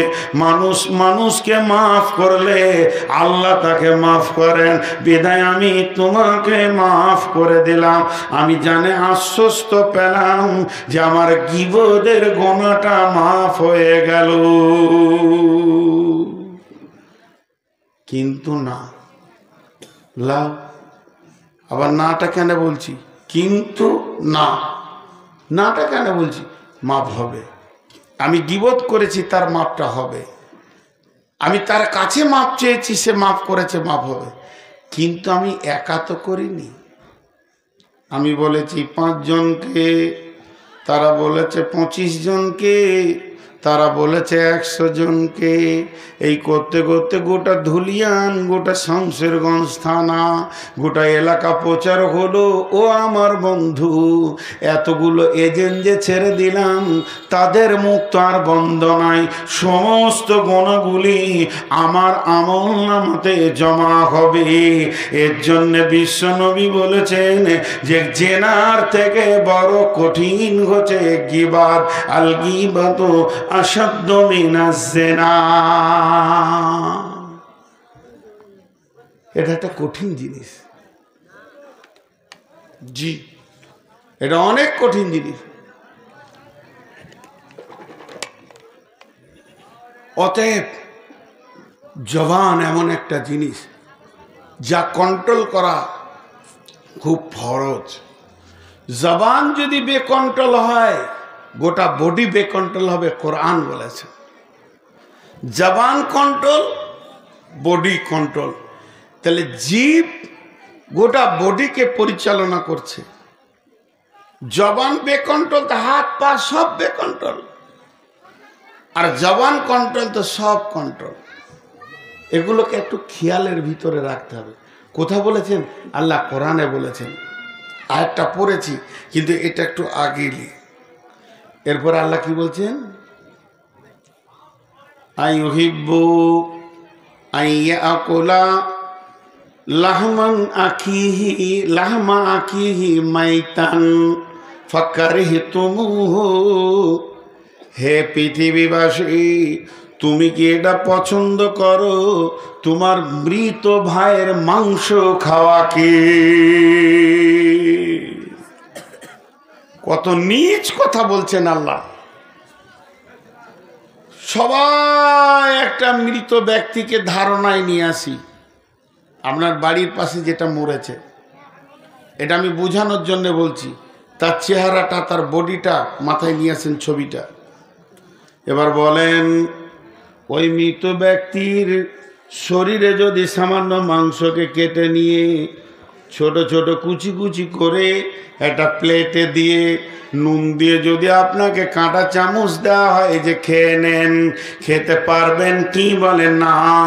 আল্লাহ তাবারাক ওয়া তাআলা বলছেন ফাকারিহতুমুহু, এটাকে তোমরা অনরুচ মনে করবে, এটাকে তোমরা ঘৃণিত মনে করবে। অতএব গীবত হলো মরা ভাইয়ের মাংস খাওয়ার মতো। কি হলো, উঠছে কেন? আজীব ব্যাপার, এত তাড়াতাড়ি উঠছে। আসলে ওরা শিক্ষিত মানুষ। জালসা, এই খালি নামটা ভুলে গেছি, লক্ষ্মীপুর না, লক্ষ্মীনগর, এখানে সব নগর, গাজীনগর, মহাদেবনগর, লক্ষ্মীনগর, হ্যাঁ। আর শিলিগুড়ি যাবেন তো সব গুড়ি, শিলিগুড়ি, ময়নাগুড়ি, ধূপগুড়ি, ভেষগুড়ি, জলপাইগুড়ি, আর এখানে দিনাজপুর যাবেন তো সব কুড়ি, বাঁশকুড়ি, ধামানকুড়ি, সামানকুড়ি, ভরানকুড়ি। আর 24 পরগনা যাবেন তো খালি, বকখালি, তুষখালি, সোনাখালি, চনাখালি, বনাখালি, এখানে সব নগর। তো এই লক্ষ্মীনগর আজকে জালসা কমিটি জালসার আয়োজন করেছে ডিসেম্বর মাসের ক তারিখে? 26 তারিখ। কিন্তু 27 তারিখ ওরা বয়ান শুনবে না। ঠিক বুদ্ধিমান লোক আছে। 27 তারিখে বয়ান শুনবো না, ডেট ক্রস, চেয়ার ছেড়ে চলে গেল। আমি একটা গাধা বক্তা বলি বসে আছি, আমার মতো বিলিতি গাধা আর দুনিয়াতে নাই। জি হ্যাঁ। তো চলেন, আমি যে কথাটা আপনাদের সামনে বলছি, তো সব থেকে ঘৃণিত জিনিস হলো গীবাত। একটা উদাহরণ দিব আপনাদেরকে, উদাহরণটা মন দিয়ে শুনবেন, খুব মন দিয়ে। ধুলিয়ান হাট, ওই গরুর হাট। তো আপনার গ্রামের একটা ছেলে, ও একটা ভ্যানে বা টোটোতে, টোটো বলে একটা ভাইরাস পৃথিবীতে এসেছে, দেখেছেন আপনারা? আল্লাহু আকবার। করোনার থেকে ডবল ভাইরাস। রাস্তায় কাউকে চলতে দিবে না, হুঁশ জ্ঞান ওদের নাই। সোজা নিয়ে যে গাড়ির সামনে লাগিয়ে দিবে, গাড়ি ব্যাক করবে, সোজা করবে, কে আসছে দেখবে না। মারুতি, ট্রাক, বাস সবাই ওদেরকে ভয় খায়। আর আল্লাহ তাবারাক ওয়া তাআলা টোটো কেনার তৌফিক অখি দেয় যার বিবেকটাকে মেরে দেয়। রাস্তার মাঝে ছাড়া যাবে না, এক সাইডে যেতে হবে। আচ্ছা, আজীব লাগে, গোটা পৃথিবীর টোটোওয়ালা একই মিজাজের, বাংলাদেশেও তাই, ডান দিকে বাঁ দিকে লাগিয়ে দিচ্ছে। তো খুব ধ্যানের সঙ্গে শুনবেন, একটা লোক টোটোতে হোক ভ্যানে হোক 1 প্যাকেট আলু নিয়ে যাচ্ছেন বিক্রি করার জন্য। এই উদাহরণটা না শুনলে গীবতের মজাটা পাবেন না। তো ও যে আলু নিয়ে চললো হাটে বিক্রি করবে, তো বস্তাতে একটা ফুটো হয়ে গেছে, টক টক আছে 50 কেজি। এবার ও হাট যেতে যেতে ওটা 20 কেজিতে দাঁড়াবে আর কি, পড়তি আছে। আর পেছনে একজন 5 কেজি সরিষা নিয়ে চললো, সেও হাটে বিক্রি করবে, কিন্তু ওটা চুচুর করে পড়ছে সরিষা। ই জানে না যে আমার লিক হয়েছে, বরং আলুওয়ালাকে দেখে খিল খিল করে হাসছে। সাথের বন্ধুটাকে বলছে গেল সব। হঠাৎ আলুওয়ালাকে কেউ বলেছে তোর ফুটো রে। ও তাড়াতাড়ি করে একটা ডালি নিয়ে কোরাতে শুরু করলো। আলু কটা কোরানো সম্ভব কি সম্ভব নয়, কিন্তু সর্ষে গীবত কর্নালাদের হালাত ওই। আমি ধরা খেয়েছি একটা মেয়ের সঙ্গে, আর আপনি বসে বসে চায়ের দোকানে মিষ্টি করে করে বলছেন আমি তো আমার গুনার মাপ আল্লাহর কাছে কাঁদতে শুরু করে দিয়েছি, কিন্তু আপনার গুনাটা যে চু চু চু করে নেকিটা বেরিয়ে যাচ্ছে, এ খবর রখে নাই। যেদিন কিয়ামত হবে সেদিন আর এর কোরাবার ক্ষমতা হবে না। বিশ্বনবী বলছেন এমন লোক আছে, বিশ্বনবী বলছেন এমন লোক আছে কঠিন কিয়ামতের দিনে পাহাড় পাহাড় নেকি নিয়ে উঠবে আর পাহাড় পাহাড় গুনাহ নিয়ে উঠবে। তখন ওই লোক বলবে আল্লাহ জীবনে এত গুনাহ করিনি, জেনা তো আমি করিনি, চুরি আমি করিনি, মাতাল আমি ছিলাম না। তখন আল্লাহ বলবে তুমি গীবত করেছো, আমার অটোমেটিক ট্রান্সফার চলেছে, তোমার নেকি তার কাছে গেছে, তার গুনাহ তোমাকে দেওয়া হয়েছে। এই গুনাহ কারণে আল্লাহ বলবে মাবুদ জীবনে এত নেকি করিনি, পাহাড় পাহাড় নেকি দেখছি না। আল্লাহ বলবেন গোলাম যে তোমার গীবত করেছে তার নেকি তোমার কাছে এসেছে এবং তোমার গুনাহ তাকে ট্রান্সফার দিয়েছে। অতএব গীবত করনেওয়ালার 16 আনাই লস, গীবত করনেওয়ালার 16 আনাই লস, কোনো লাভ নাই। আবার মাঝে মাঝে বলে ও ও চুরি করবে আর আমি বলতে পারবো না, হ্যাঁ ও সত্যি সত্যি ওই গুনাহটা করেছে, তারপরে তুমি বলতে পারবে না। গুনাহ করার পর যদি কেউ পেছনে কথা বলে ওইটার নাম গীবত, ওইটার নাম গীবাত, ওইটার নাম গীবাত, ওইটার নাম গীবাত। কিন্তু গুনাহ করে নাই আর যদি বলে ওইটার নাম গীবত নাই, ওইটার নাম তোহমাত, অপবাদ। অপবাদ যেটা করেনি সেটা বলা, আর এটার নাম গীবাত।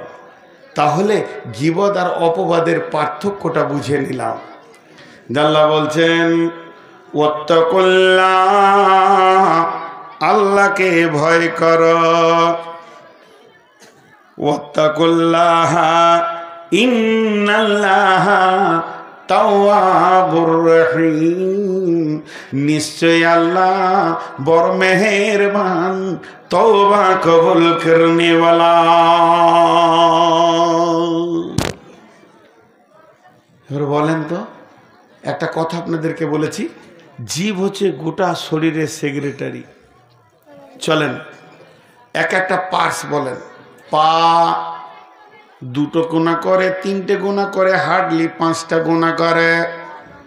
চোখ 1টা 2টা 5টা গুনাহ করে, তার বেশি করে না। তারপরে কান 2টা 5টা 1টা গুনাহ করে, সিরিয়ালের বেশি পাওয়া যাবে না। সরঙ্গা 2টি গুনাহ করে, 3টি গুনাহ করে, তার বেশি গুনাহ করতে পারে না। এইভাবে চোখ, কান, হাত, পা, মিজাজ, যত রকম বডিতে পার্টস আছে, কেউ 2টা করে, কেউ 3টা করে, কেউ 5টা করে, এর বেশি কেউ করে না। কিন্তু জীব এমন একটি মাল, একাই 163টা গুনাহ করে, ই সেক্রেটারি হবে না, তাকে সেক্রেটারি হবে। তাই আমার আল্লাহ বলছেন ইয়া আইয়ুহাল্লাযীনা আমানু ইত্তাকুল্লাহ, হে ঈমানদারেরা আল্লাহকে ভয় করো এবং ওয়াকুলু কাওলান সাদীদা, কথা সত্য নরম মিষ্টি কথা বলো। প্রথমে বলেছে আল্লাহকে ভয় করো। একমাত্র জীবকে বন্ধ করার পৃথিবীতে কোনো ওষুধ আসেনি। বেটা ছেলেদের পেশির ক্ষমতা বেশি আছে না, মারবে এরকম করে বলছে হ্যাঁ, হাই তুলতে বলছে হ্যাঁ, দিন রাত বউ মারে, ওর পেশির ক্ষমতা থাকবে না, মেরে মেরে হাত শক্ত করে নেবে। বলছে হ্যাঁ, কত পাগলা দুনিয়াতে আছে। তো বেটা ছেলেদের পেশির ক্ষমতা বেশি, কিন্তু মেয়েদের চোপার ক্ষমতা বেশি। মার খাবে তারপরেও কথা বলবে ক্যাট ক্যাট ক্যাট ক্যাট করে। ওর শরীরকে মেরে ঝাঁঝরা করে দিলে চোপা বন্ধ করা যাবে না। যাবে? হ্যাঁ, বদরুদ্দুজানা নবী অবলা সরলা বলে, অবলা কথা বলার মেশিন। আমি যখন থেকে বক্তব্য রাখছি এখানে 3টে মেয়ে তখন থেকে বক্তব্য শুরু করেছে। এই যে কোন যন্ত্র আল্লাহ জানে। হ্যাঁ, কথা বলার মেশিন পৃথিবীতে এসেছে। তো এদের জবান চলতি থাকে। তো জবান একটা কঠিন জিনিস। জিভকে বন্ধ করার কোনো ওষুধ আছে? দেখবেন চোখ বন্ধ করার ইঞ্জেকশন আছে। তো জিভও বন্ধ হয়ে যাবে যদি সেই ইঞ্জেকশন মারা হয়। তো পৃথিবীতে কোনো ওষুধ আসেনি জিভ কথা বলে। তার দিয়েও যদি বেঁধে একটা প্রেক লাগিয়ে দেন, কালকে থাম্বিল তৈরি করবো, ওরা তার দিয়ে বেঁধে প্রেক লাগাবে। এগুলো যদি করো একটা ইউটিউবারকে লাগাতে দেবো না। প্লেন আমার ছবি থাকবে, কোনো থাম্বিল থাকবে না। যতগুলো ইউটিউবার আছে বলে দিয়েছি, ওই জিভ কথা বলে, পা কথা বলে, যদি এইগুলো থাম্বিল করো তো তাকে একদম ক্যামেরা লাগাইতে দিব না। তো জিভকে বন্ধ করার পৃথিবীর কোনো ক্ষমতা নেই। হ্যালো, সেক্রেটারি আমাকে আপনাদের জালসা কমিটি থেকে ফোন করছে। হ্যালো মৌলানা সাহেব, কত দূরে? আমি দিনাজপুর থেকে আসছি। বলেছি যে আমি আগের দিনে কোথায় আছি, কিষানগঞ্জে আছি। তোরা জানে এইদিকে আসবে। মৌলানা কত দূরে? কালিয়াচক পেরোতে পারলেন? বলছে হ্যাঁ কালিয়াচক পেরে গেছি, ফারাক্কা ব্রিজে উঠছি। তখন আমি গাজলে। কত বড় বেঈমান বলো তো। এরকম চলছে কি চলছে না? আরে হ্যাঁ না বলেন মোবাইলে। কিন্তু ওই অবস্থায় আমার জীব যে একটা বড় গুনহা করছে, এটা এখানকার কমিটি কেউ দেখতে পেছে না।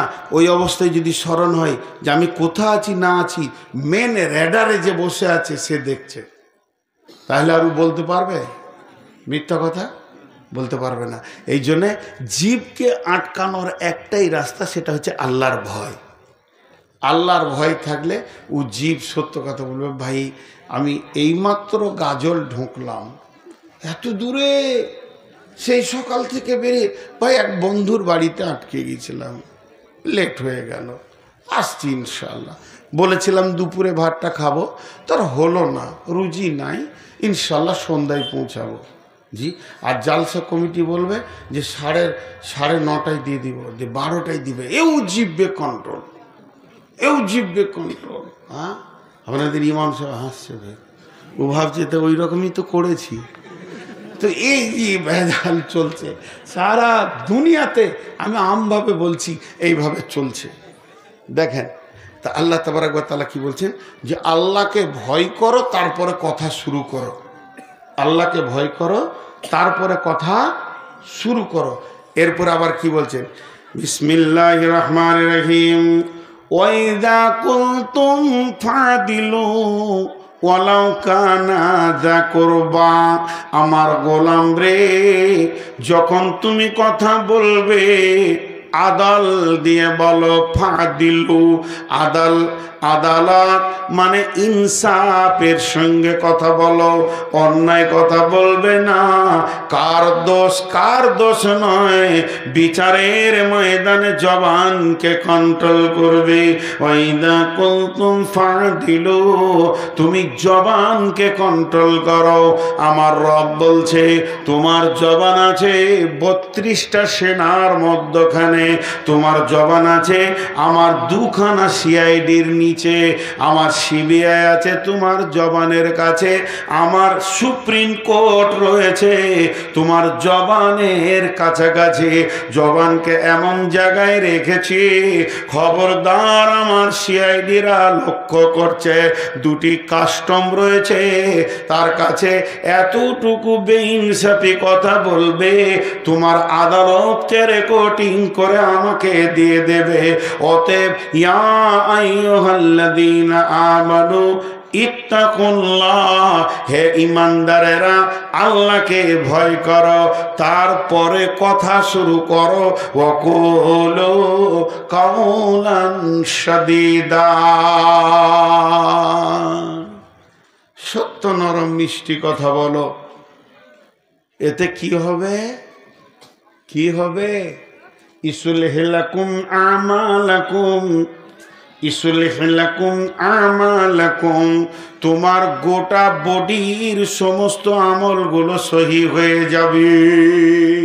ওটা আমাকে দিয়ে আসবে বাড়িতে, এখন রাখো। ইসলিহ লাকুম আমালাকুম, তোমার গোটা বডির আমলগুলো সহি হয়ে যাবে। জিভ কন্ট্রোল তো সব কন্ট্রোল। আমি একটা উদাহরণ কি দিই জানো?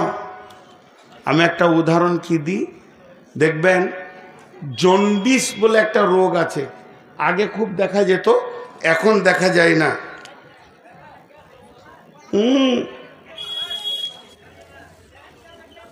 ঠান্ডা লেগে যাবে, সর্দি লেগে যাবে। বিয়াই গাঁয়ের লোক তো, ইলামি একটা জিলা, গাঁ বলবেন না। আমি যে কথাটা আপনাদেরকে বলছি একটু ধ্যান দেন, কি হবে? তো জন্ডিস নামে একটা রোগ আগে দেখা যেত, তো ওর লক্ষণ কি ছিল? চোখ হলুদ, জিভ হলুদ, হাতের তলা হলুদ, পায়ের তলা হলুদ, বডিটা হলুদ, পেচ্ছাপটা স্বাভাবিক থেকেও হলুদ হতো কি না? তাহলে এটা তাড়াতাড়ি সারার বুদ্ধি কি ছিল? সাদা ভালো বেলকো রং নিয়ে এসে মেরে দেন, রং মেরে দিলে সব সাদা হয়ে যায়।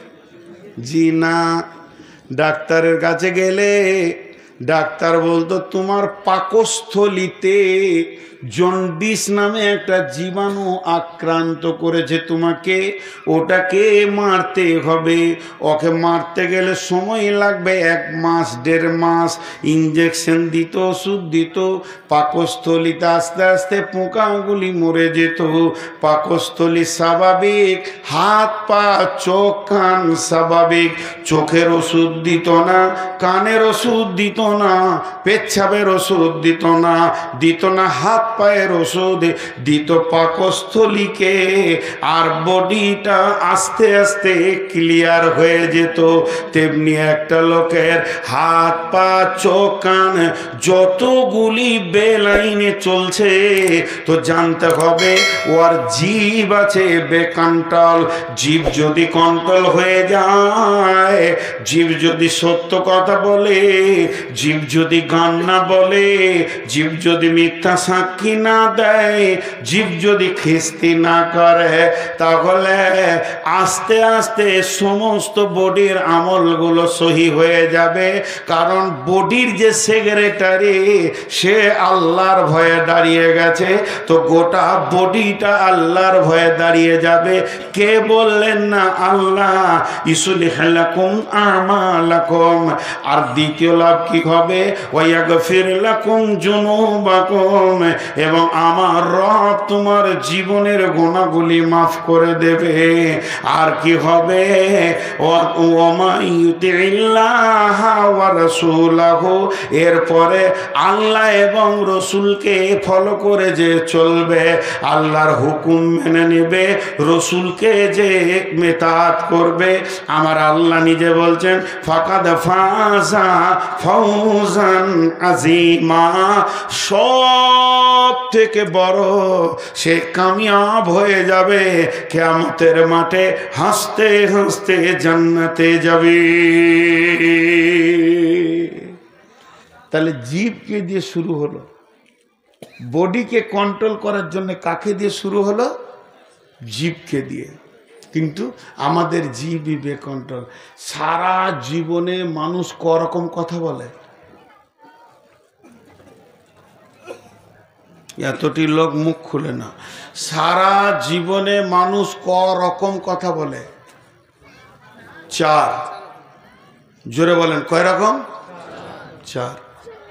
এগুলো খুব তথ্যবহুল কথা। সারা জীবনে মানুষ করকম কথা বলে? 4 রকম। ভালো কথা, খারাপ কথা,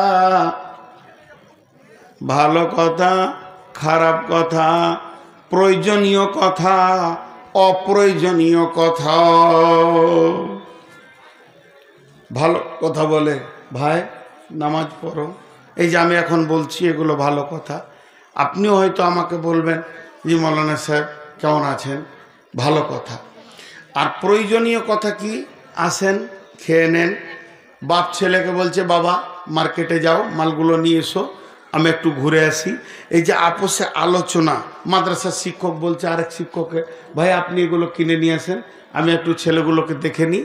এই যে ভালো কথা আর খারাপ প্রয়োজনীয় কথা এগুলো। আর একটা হচ্ছে খারাপ কথা। খারাপ কথা মানে গালিগালাজ, গান বাজনা, নাটক, নানা রকম নোংরা কথা, খিস্তি করে গালি দেওয়া, বন্ধু বান্ধবকেও খিস্তি করা, ইয়ারকি ঠাট্টা করেও খিস্তি করা, বন্ধুরা আবার, এগুলো হলো খারাপ কথা। আর একটা অপ্রয়োজনীয় কথা, চায়ের দোকানে বসে ভ্যাট ভ্যাট ভ্যাট ভ্যাট ভ্যাট ভ্যাট ভ্যাট ভ্যাট ভ্যাট ভ্যাট ভ্যাট ভ্যাট বকি যেছে বকি যেছে বকি যেছে, অপ্রয়োজনীয় কথা। দুইটি কথাতে নেকি আছে। আল্লাহ বলেছেন কাউলুম মারিফুন কাসাজারাতিন কাউলুন তাইয়্যিবাতিন কাসাজারাতিন তাইয়্যিবাতিন।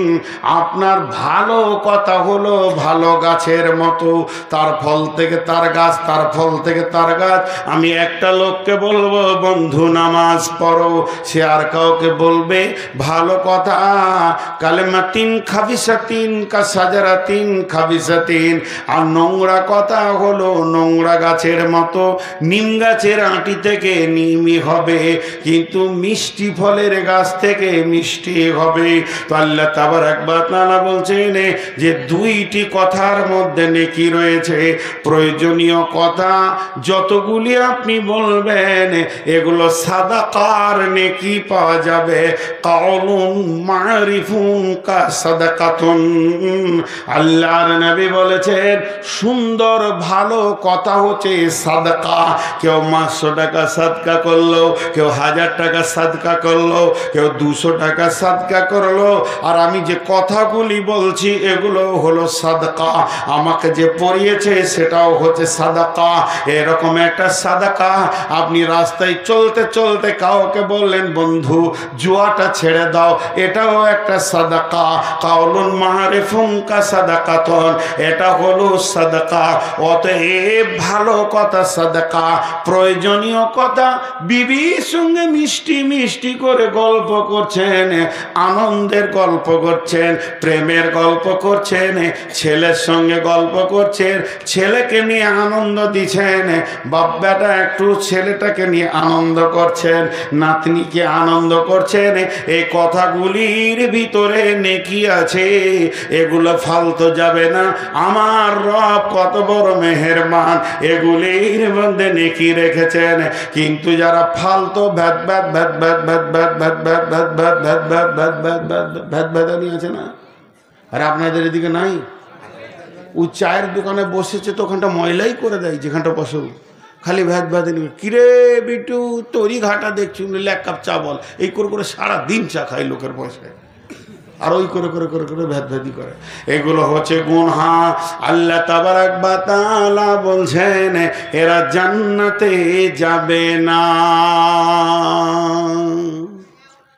লা জান্নাতে যাবে না কোথায় আছে? কোরআনে আছে। এইটাকে রেখে দিলাম, আর বলবো না। শেষকালে মনে থাকলে বলবো, না হলে বলবো না। ভ্যাদানিরা জান্নাতে যাবে না, কোরআনের আয়াত আছে, দুটি আয়াত আছে। চলেন জীবদের ব্যাপারে আল্লাহ কি বলছেন আর একটা জায়গায়, ওয়াইলুল লিকুল্লি হুমাজাতিল লুমাজা হুমাজা লুমাজা হুমাজা লুমাজা। গুরুত্বপূর্ণ কথা এই জন্য 3 বার বললাম।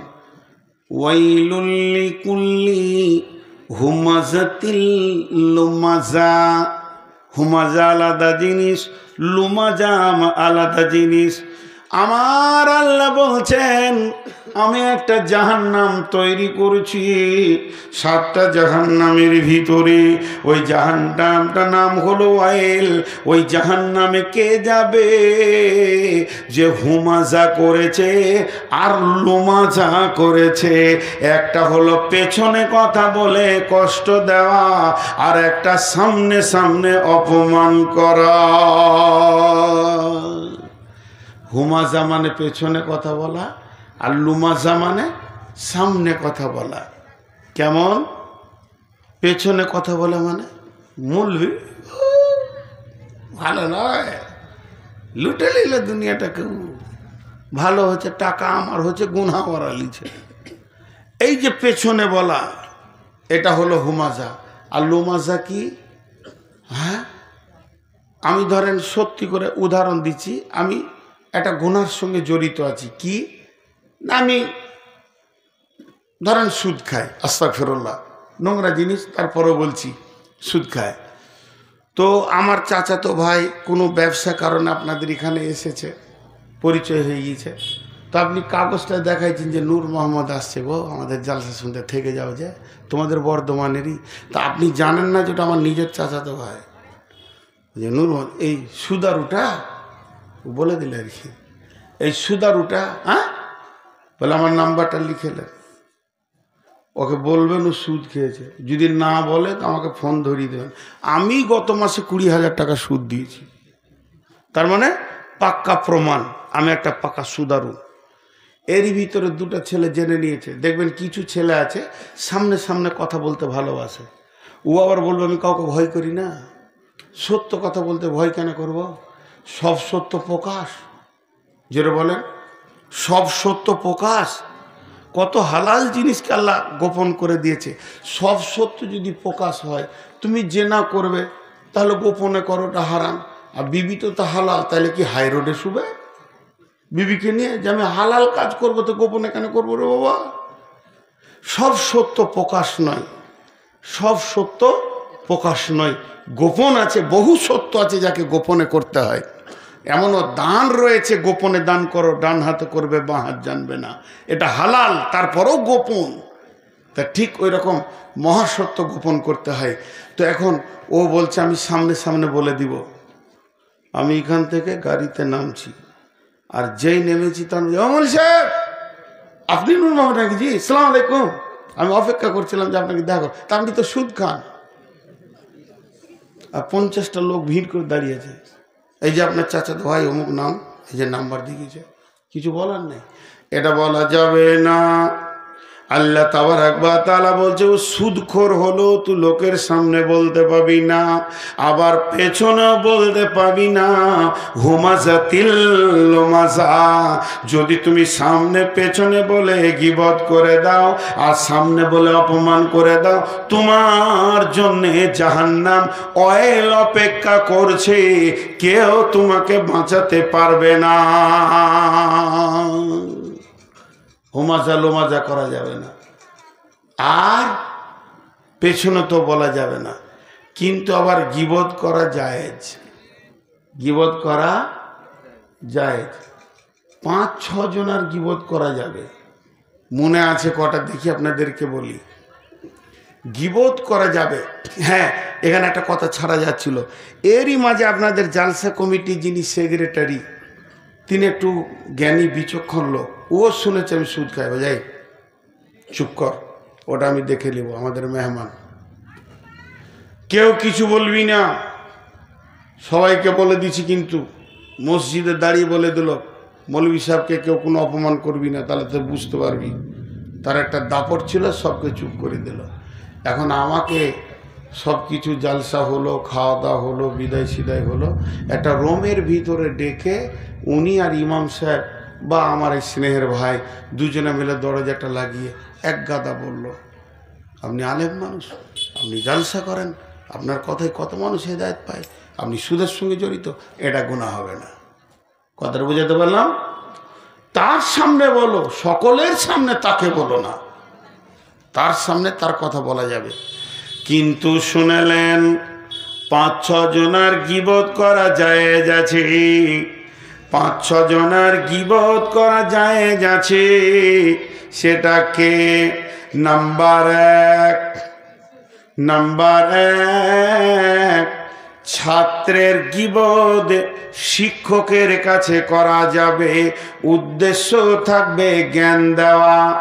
আপনি আমার শিক্ষককে বলে এলেন আপনার ছাত্রকে ধুলিয়ানে নিষিদ্ধ পল্লীতে ঘুরতে দেখেছি, সিনেমা হলের সামনে দেখেছি, মৌলানা একটু শাসন করে নেবেন। ছাত্রের গীবত তার শিক্ষকের কাছে করা যাবে। ছোট ছোট ছেলেগুলো জুয়ো খেলছে, আপনি এসে ইমাম সাহেবকে বললেন ইমাম সাহেব অমুকের বেটাটা মসজিদে আসছে, একবার দেখবেন ওটা পাকা জুয়ারি, কোন একটা মাতাল মদ খায়। ইমাম সাহেবকে বললেন, ইমাম সাহেব ওই লোকটা তো আপনাকে ভালোবাসে, ঈদের দিনে একটা লুঙ্গি দিল, কিন্তু লোকটা পাকা মাতাল। এটা এই উদ্দেশ্যে বলা যাবে, তাকে ছোট করব না, বরং ইমাম সাহেবকে তার পেছনে লাগাবো যাতে করে মানুষটা মদ ছেড়ে দেয়। এই উদ্দেশ্যে গীবত করা যাবে।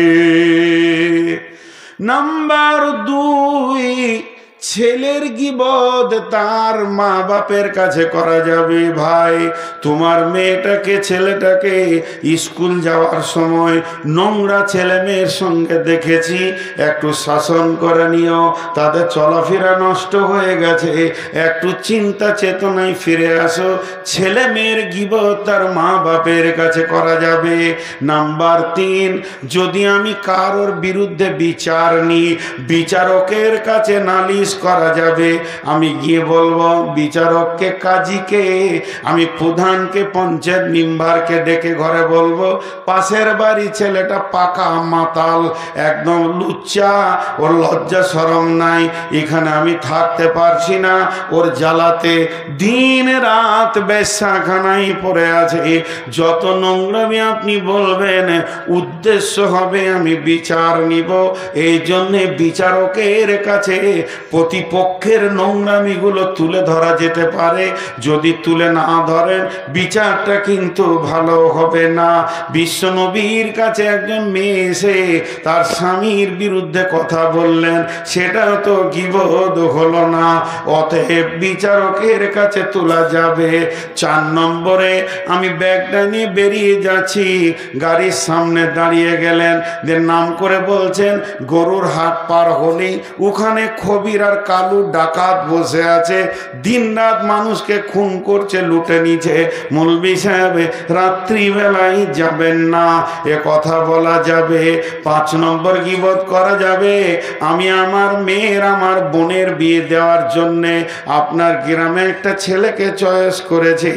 আমার মেয়েটা হাফিজা, আমার বোনটা আলিম, কিন্তু আপনি ডেকে বললেন ওই বংশে, আপনার বংশের মানুষের বিয়ে দেওয়া যাবে না, কারণ ছেলেটা মাতাল। এত আল্লাহ ওয়ালি মেয়ে এক মাতালের পাল্লায় পড়ে যাবে, কিংবা ভালো আলিম একটা বেশ্যা মেয়ে রান্ডির পাল্লায় পড়ে যাবে। বিয়েকে থেকে বাঁচানোর জন্যে ভালো ছেলেকে নোংরা মেয়ে থেকে, নোংরা মেয়েকে ভালো ছেলে থেকে আপনাকে বাঁচাতে গিয়ে ওই বিয়েটা যদি গীবত করে ভেঙে দেন তো গুনাহ হবে না, মুমিনকে বাঁচানো হবে। অতএব বেশ কিছু গীবত আছে যেগুলো করা যাবে, এর ভিতরে কোনো গুনাহ হবে না। গীবতের ডেফিনেশন হচ্ছে মানুষকে মানুষের কাছে ছোট করা। ছোট করা যদি উদ্দেশ্য থাকে গীবত হয়ে যাবে, আর সাবধান করা যদি উদ্দেশ্য থাকে গীবত হবে না। কথাটা বোঝাতে পারলাম? একই জিনিস, একই কথা, খালি নিয়তটা চেঞ্জ করে নেন। আমার নিয়ত, ওকে আমি সাবধান করছি। ছোট ভাইটা মাতাল হয়ে গেছে, বড় ভাইকে ডেকে ফিস ফিস করে বলছি খুব মাতাল, যখন তখন মদ খেয়েছে, ঘুরছে, দেখবি করে 2টা থাপ্পড় টাপড় দিঘা, ও যে নোংরা হয়ে গেছে। এটাতে গীবত হবে না, বরং কাউলুন মারিফুন হবে। এটা হেদায়েতের নেকি পাবেন আপনি। কিন্তু হো হো করে হাসছে আর বলছে বলিস না, বাস, মানে আনন্দ নিচ্ছে আর তাকে সমাজে ছোট করছে। এটাই হলো গীবতের ডেফিনেশন, কাউকে ছোট করা। কথাটা বুঝাতে পারলাম? এখন হ্যাঁ না বলছে না, একটু বুঝে হ্যাঁ না বলেন 2টা কথা। আল্লাহ তাবারক ওয়া তাআলা বলছেন এই গুনাহগুলি টোটাল লোকগুলি কোথা থাকবে? কাল্লা লা ইউনবাদান্না ফিল হুতামা, কাল্লা লা ইউনবাদান্না ফিল হুতামা ওমা আদরাকা মাল হুতামা নারুল্লাহিল মুকাদা আল্লাতী তাত্তালিউ আলাল আফইদা ইন্নাহা আলাইহিম মুসাদা ফি আমাদিম মুমাদ্দাদা। হ্যাঁ, আর একটা কথা বলতে ভুলে গেলাম, 6টা ছিল 5টা বলে এটা ভুলে গিয়েছিলাম, মনে পড়লো, আলহামদুলিল্লাহ, আল্লাহ মনে পড়ে দিলেন। পার্টির নেতাদের গীবত করা যাবে? কেন যাবে? হাসছেন কেন?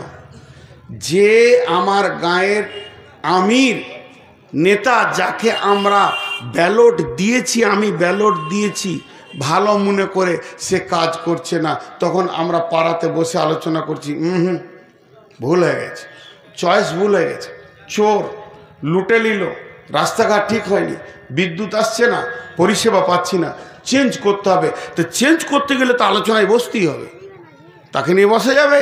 জি না। এর জন্যে আমার ব্যালটে যে জায়গা পেয়েছে ওই লোকটার বিরুদ্ধে কথা বলা যাবে। হজরতে উমারের বিরুদ্ধে একটা বুড়ি মেয়ে কথা বলেছিল, কিন্তু গুনাহ হবে না।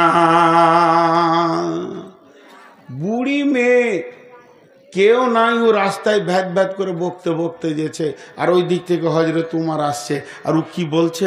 সবগুলোই খালি বদদুয়া দিচ্ছে, আল্লাহকে ধ্বংস করুক, আল্লাহকে গদি থেকে নামিয়ে দেখ, আল্লাহকে বেজ্জতি করুক, আল্লাহ যেন ওখার আমিন না রাখে। ও একদম বদমাস। হজরত উমার বলছে, কি হলো মা? বলছে, বকিস না, ওকে চিনে না যে একটু উমার আর কি, বকিস না। তুই কি জানিস? বলে, কাকে আপনি বদদুয়া দিচ্ছেন? আমাদের দেশের যে আমির, ওকেই বদদুয়া দিচ্ছি। তোরা বকবি না আমি বকবো রে? তোরা বলবি না আমি বলবো? সুবহানাল্লাহ। ছোট ছেলে তো, ওদের বলাটাও ভুল হয়নি, আমার বলাটাও ভুল হয়নি, ওটা বয়স। ওরা দেখছি এত বড় বক্তানি জালসা কুচি, তার মানে কি আমরা কম মাস্তান নাকি? মনে মনে সব 62 বয়স ভাবছে আর কি। বস বাপ, আর কটা মিনিট। তো ওই বুড়ি মেয়েটা বকতে বকতে এসে হজরত উমার বলছে, কি হলো মা? বলে, বকবি না। কাকে বদদুয়া দিচ্ছেন? উমারকে দিছি। উমারকে রেগে বলছে, কেন? আমি বিধবা, আমার স্বামী নাই, ছেলে নাই, মেয়ে নাই, জীর্ণ কুটিরে আমি একা বাস করি, 3 দিন আমার ভাতা পৌঁছায়নি, আমি 3 দিন না খেয়ে পড়ে আছি, আমি বদদুয়া দিব আর আমি তার বিরুদ্ধে কথা বলবো না, তা কে বলবে? হযরত উমর পকেটে হাত ভরে কয়েকটি দেনার আশরফিকে বের করে বুড়ির হাতে দিয়ে বলছেন, মা, উমারকে মাফ করে দেন, আপনি জানেন না খবর, বিদেশে যুদ্ধ চলছে, ভয়ানক যুদ্ধের মহড়ার কারণে আমিরুল মুমিনিন মক্কার গদি, মদিনার গদি ছেড়ে দিয়ে স্বয়ং জিহাদের ময়দানে কমান্ডারি করছিলেন। এর জন্য 3 দিন বিধবা এতিমদের খবর নিতে পারেনি। তবে আজকে এসেছে, সকলের খাবার বাড়ি বাড়ি পৌঁছে যাবে। তখন হাতটা ধরে এমনি করে দেখে বলছে, বাবা, তুমি যখন বলছো কিছু দেনার দিয়েছ, তা আমি উমারকে কিয়ামত পর্যন্ত মাফ করে দিলাম। হযরত উমর আশ্বস্তের শ্বাস ফেললেন এবং খুশিতে কেঁদে ফেললেন। এরপর বুড়িটা দুপায়ে গিয়ে গেল, আবার উমর এগিয়ে গেছে, পেছন থেকে ডেকে বলছে, বেটা শোন, আমার মনের আর একটা কথা রয়েছে। বলে, কি? এখন যে আমির আছে, যে গদিতে আছে, আমি আবার বদদুয়া করছি, আল্লাহ তাকে ধ্বংস করে দিয়ে গদি থেকে নামিয়ে দেখ, আর তোর মতো আদর্শবানকে ওখানে বসিয়ে দে। হযরত উমর চোখের পানি ছেড়ে দিয়ে বলছে, বুড়িমা, এরপরে যখন আপনি আপনার ভাতা আনতে যাবেন, তখন দেখবেন এই খাকসার নালায়েক মদিনার গদির একটা গোলামের কাজ করছে। নেতা কেমন ছিল? আর আমাদের এখনকার নেতা উমারের থেকেও ভালো। খালি বলছে একটা সই করে দে খালা, ও তো কিছুই জানে না। আনপর বুড়ি মেয়ে জীর্ণ কুটিরে বাস করে, বলছে 20,000 টাকা দেবো। হ্যাঁ বাপ, 20,000 কুড়িতে হয়? আগেকার বুড়ি মেয়ে তো বলছে 20 গুনতে গুনতে তুমি বুড়ি, তোমার মা বুড়ি হয়ে যাবে, খালি সই করে দাও। সই করে নিয়ে ইন্দিরাবাসের ঘর 2.5 লক্ষ টাকা মেরে দিলে। পাকা চোর। এর বিরুদ্ধে যদি কথা না বলেন, তাকে বলবেন কার সঙ্গে? শেখ সাদির একটা কথা, এক বাদশা বসে বসে গদিতে দেশ চালাইছে, এমনি করে গোটা দেশ দিল্লি থেকে একদম চালাইছে, ত্রিপুরা জাপান বর্ডার পর্যন্ত দিকে, কাশ্মীর পর্যন্ত দিকে, কেরল, দক্ষিণ ভারত পর্যন্ত বসে বসে চালাচ্ছে। তো একজনের উঁট হারিয়ে গিয়েছে। কথাগুলো শুনে হাসিও লাগে। উঁট হারিয়ে গেছে, উঁট খুঁজতে খুঁজতে ক্লান্ত। বাদশাকে বলছে তাড়াতাড়ি উঠেন তো, তাড়াতাড়ি উঠেন তো। কি হয়েছে? বলে আমার উঁট হারিয়ে গিয়েছে, উঁটটা একবার খুঁজে নি। হি, পাগলা নাকি রে তুই? বলে কেন? উঁট হারিয়ে গেছে তো উঁট খুঁজতে হবে, মাঠে মাঠে, বাগানে বাগানে, জঙ্গলে জঙ্গলে, মাঠে ঘাটে খুঁজে বেড়াতে হবে। বলছে না, আপনি উঠেন। আপনি যখন এই গদিতে বসে গোটা ইন্ডিয়া দেখতে পেয়েছেন, তো আমি উঁটটা দেখতে পাবো না কোথাও আছে? হ্যাঁ, আমি খালি একবার বসে যাবো, উঁটটা কোথায় আছে দেখে নেবো, ঝামেলা মিটে। তা আপনি তাড়াতাড়ি উঠেন, একবার আমার খালি বসতে দেন। বলছি এখান থেকে উঠ খোঁজা যাবে না। তখন বলছে হতভাগা, এক জায়গায় বসে রাজ্য চালানো যাবে না। উমারের মতো দরজায় দরজায় চুলাতে হাত দিয়ে দেখতে হবে এর বাড়িতে ভাত হয়েছে কি হয়নি। গভীর রাত্রিতে উমার মানুষের দরজায় দরজায় যেত। মানুষ জানে যে উমার চাবুক মেরে মানুষকে শাসন করেছে, কিন্তু উমারের মহব্বতের খবর কেউ জানে না। নগর ভ্রমণে বাহিরিয়া তুমি দেখিতে পাইলে দূরে মায়ের ঘিরিয়া ক্ষুদা তুর দুটি শিশু সকরুণ সুরে কাঁদিতেছে, আর দুকিনি মাতা ছেলের ভোলাতে হাই। উনুনে শূন্য হাঁড়ি চড়াইয়া আকুলে চায়। দেখিতে দেখিতে গেলে গেলে তুমি মদিনাতে, বাইতুল মাল হতে ঘি তো আটা লয়ে নিজে হাতে। বলিলে বন্ধু চাপাইয়া দাও আমার পিঠের পরে, আমি সব কিছু বয়ে লয়ে যাব হাই দুঃখিনী মায়ের ঘরে। কতজনে এসে আপনি চাহিল বহিতে তোমার বোঝা, বলিলে বন্ধু আমার এবার আমি বহিব সোজা। রোজ কিয়ামতে কে বহিবে বলো আমার পাপের ভার, মম অপরাধে খোদা তোর দুটি শিশু কাঁদিতেছে আজি তার। প্রাশ্চিত্য করিব নিশিত রাতে, খাদ্যের বোঝা মাথায় লইয়া দুঃখিনীর আঙ্গিনাতে। আল্লাহ হযরত উমর দূরে দেখছে একটা মেয়ে লকড়ি দিয়ে হাঁড়িতে জাল ঢেলছে। জিজ্ঞেস করলো মা হাঁড়িতে কি আছে? কিছুই নাই, পানি আর পাথর দিয়ে আমি ফোটাচ্ছি। বলে তবে কেন ফোটাচ্ছ? বলে ছেলেগুলো কাঁদতে কাঁদতে আমার হাড়কে জ্বলিয়ে দিয়েছে, ওদেরকে সান্ত্বনা দিচ্ছি বাবা, খাবার হলে তোমরা খাবে। এই অপেক্ষা করতে করতে ঘুমিয়ে গেলে অন্তত আমি কিছুক্ষণ হাঁপছের হারে বাতাস পাবো। এই দৃশ্য দেখিয়া উমার বাইতুল মালের চাবিটা খুলে মালকে রেডি করে মাথায় নিতে যাচ্ছে। উমারকে যেটা রাজ্য থেকে গোলাম দেওয়া হয়েছিল, আসলামা বলছে আমিরুল মুমিনিন আপনি মাথায় নিবেন কেন? এটা আমার মাথায় চাপিয়ে দেন। বলছে আসলামা ওই যে বাচ্চাগুলি খেতে পাইনি, এ ব্যাপারে তোকে কিয়ামতের মাঠে প্রশ্ন হবে না, প্রশ্নটা আমি উমারকে করা হবে। অতএব মালটা যদি মাথায় করে নিয়ে যায় আর ওই গুনাহটা আল্লাহ যদি আমাকে মাফ করে দেয়। আসলামা বলছে উমার নিজের হাতে জাল দিল আর ফুঁক দিয়েছে। আমি দেখেছি উমারের দাড়ির ফাঁক দিয়ে ধোঁয়া বের হয়ে এসেছে। এরপরে তাদেরকে খেজুর আর আটা দিয়ে হালুয়া বানিয়ে দিল, রুটি বানিয়ে দিল। হাজরাতে উমার কিছু দূর আঁধারে হেঁটে আসার পর বলছে আসলামা একটু দাঁড়া। যখন আসলামা দাঁড়ালো তখন ছেলেগুলো রুটি নিয়ে ছেঁড়াছিঁড়ি করছে। উমার অঝর নয়নে কাঁদতে শুরু করলেন। আসলামা বলতেন আমিরুল মুমিনিন আপনি ওদের খুশি দেখে কাঁদছেন কেন?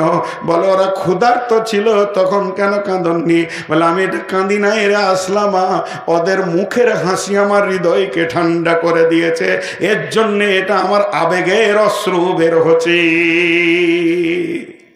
এটা কোন নেতা?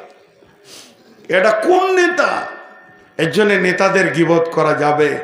এদের যা চরিত্র বর্তমান নেতাদের, ভোটের আগে বাবু বাবু, আর ভোট হয়ে গেলে তখন ওকে দেখে কে? ওর দরজায় 40 বার গিয়ে খোঁজ পাওয়া যাবে না। তো এই চরিত্রহীন নেতাদের ব্যাপারে গীবত করা যাবে। টোটাল বক্তব্যটা আজকে ছিল গীবতের ওপরে, জীবের ওপরে। তো আমরা জীবকে কন্ট্রোল করব।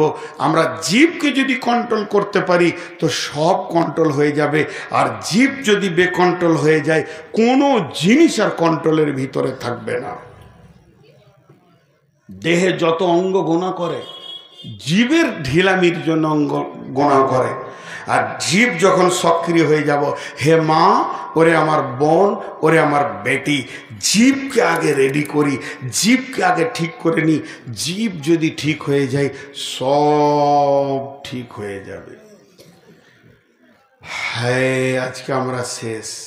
আল্লাহ বলছে যারা জীবকে বেকন্ট্রোল করে, 4টা গুণা গুণে বলে দিছি। সামনে মানুষকে অপমান করে, পেছনে গীবত করে, মালকে গুনে গুনে জমা করে, আর মনে করে যে আমার মাল আমার সঙ্গেই থেকে যাবে। গুণা 4টা দেখেলেন। আরেকবার গুনে দিচ্ছি। সামনে সামনে মানুষকে অপমান করে, পেছনে গীবত করে মানে কষ্ট দেয়, আর মালকে গুনে গুনে রাখে, আর ওর ধারণা আমার মাল আমার চিরসঙ্গী। আল্লাহ বলছেন কাল্লালায়ুম বাদান্না ফিল হুতামা, কখনোই নয় তোদেরকে হুতামাতে ঢুকতে হবে। অমা আদরাকা মাল হুতামা, নবী হে তোমাকে কে জানালো হুতামাটা কি? না, হুতামাটা কি? নারুল্লাহিল মুকাদা, এটা পেট্রোলের আগুন, এটা ডিজেলের আগুন, এটা কাঠের আগুন, এটা কয়লার আগুন, এটা বিদ্যুতের আগুন। আর আমার আল্লাহ বলছেন হুতামাটা হচ্ছে আল্লাহর হুকুমের প্রজ্বলিত আগুন। সেই আগুনটা কমন। আল্লাহ বলবে ধর, লেপটে ধরে নেবে। আল্লাহ বলবে ছাড়, তবেই ছাড়বে।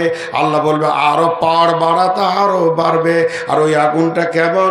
যদি আমার গায়ে বিদ্যুতের তার দেওয়া হয়, যেখানেই টাচ করবেন বিদ্যুৎ পাবেন। বিদ্যুৎ এমন একটা জিনিস, রন্ধে রন্ধে, হাড়ে হাড়ে, মজ্জার ভিতরে, রক্তের ভিতরে, হাড়ে আর মাংসের যে পেশিগুলো আছে, কোষগুলো আছে, এর ভিতরে ভিতরে যেমন চলে যায়। আল্লাহ বলছেন নারুল্লাহিল মুকাদা আল্লাতি তাত্তালিউ আলা আফিদা, পৃথিবীর আগুনে চামড়া পুড়ে গেছে, বাকিগুলো ঠিক আছে, তো বাঁচানো যাবে।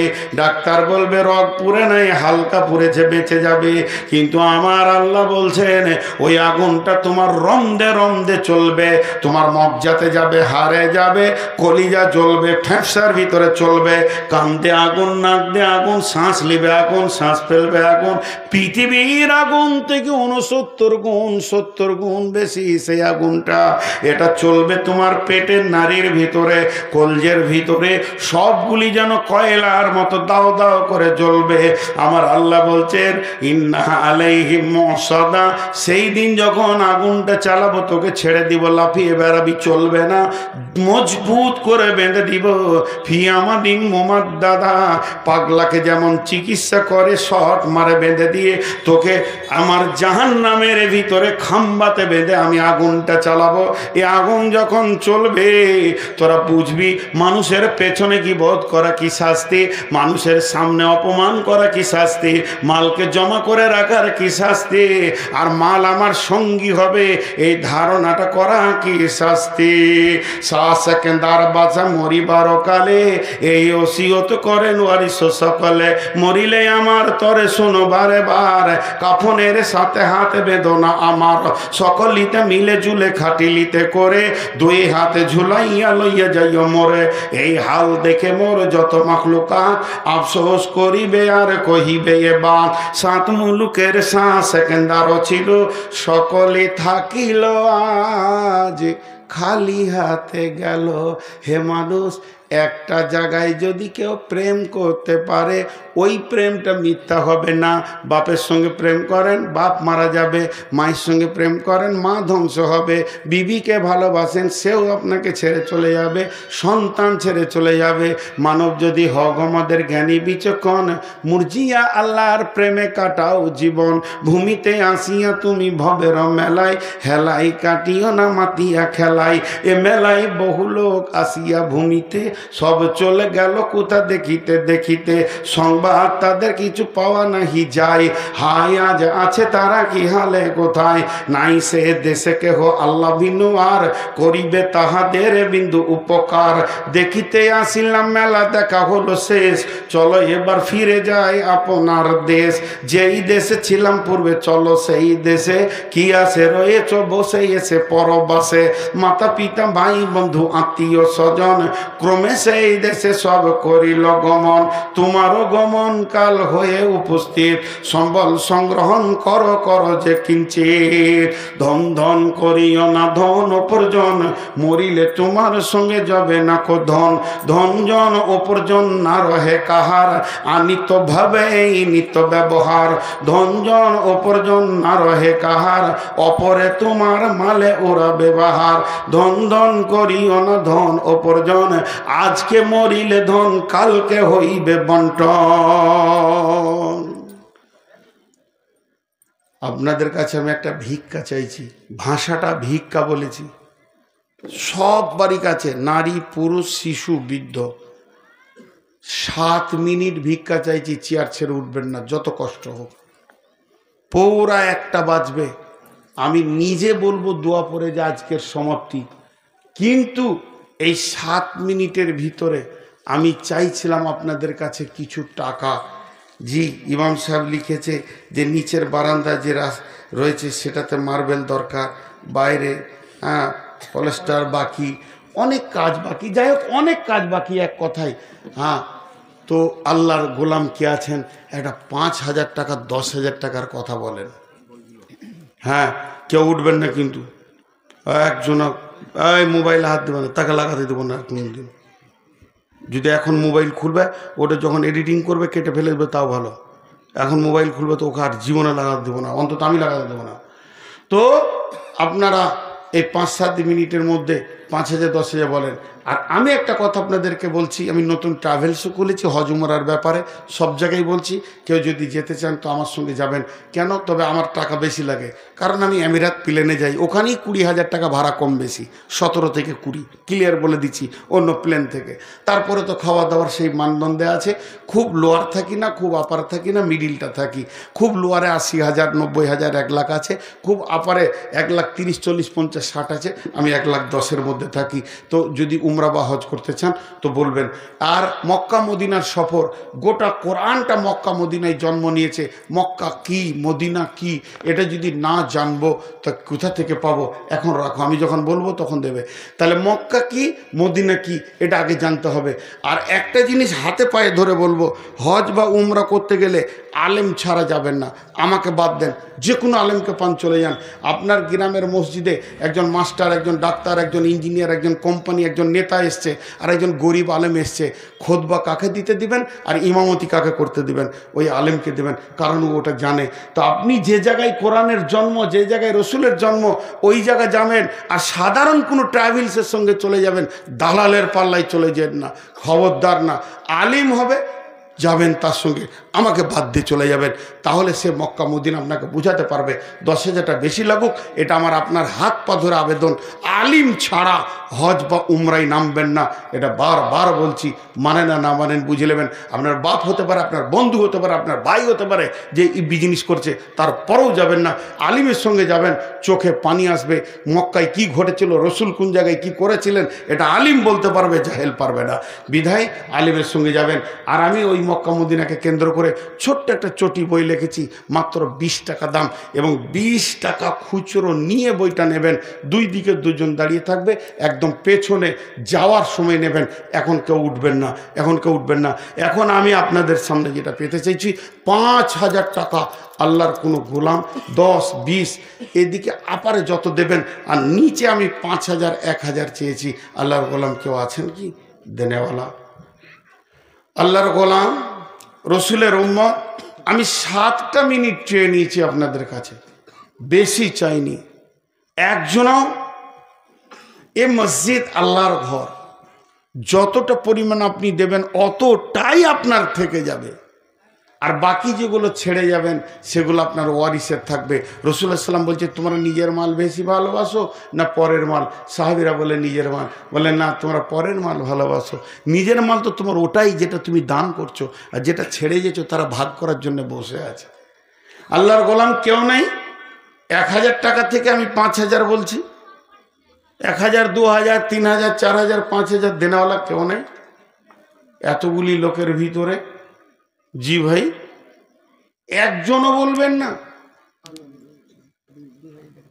2,000 মাসালা লিখিলাম, আপনাদের তো পরিচিত মানুষ। আর কেউ আছেন? আল্লাহর গোলাম নগদ দিবেন তো ওটা লিখতে হবে না, আর যেগুলো লিখবেন হয়তো পরবর্তীকালে আপনাকে তুলতে হবে, ওই জন্য লিখবেন। মাশাআল্লাহ 1000 টাকা দিয়েছেন। আর কেউ আছেন 1000 2000 দেনেওয়ালা? 1000 2000 দেনেওয়ালা আল্লাহর গোলাম রসুলের উম্মত কেউ আছেন?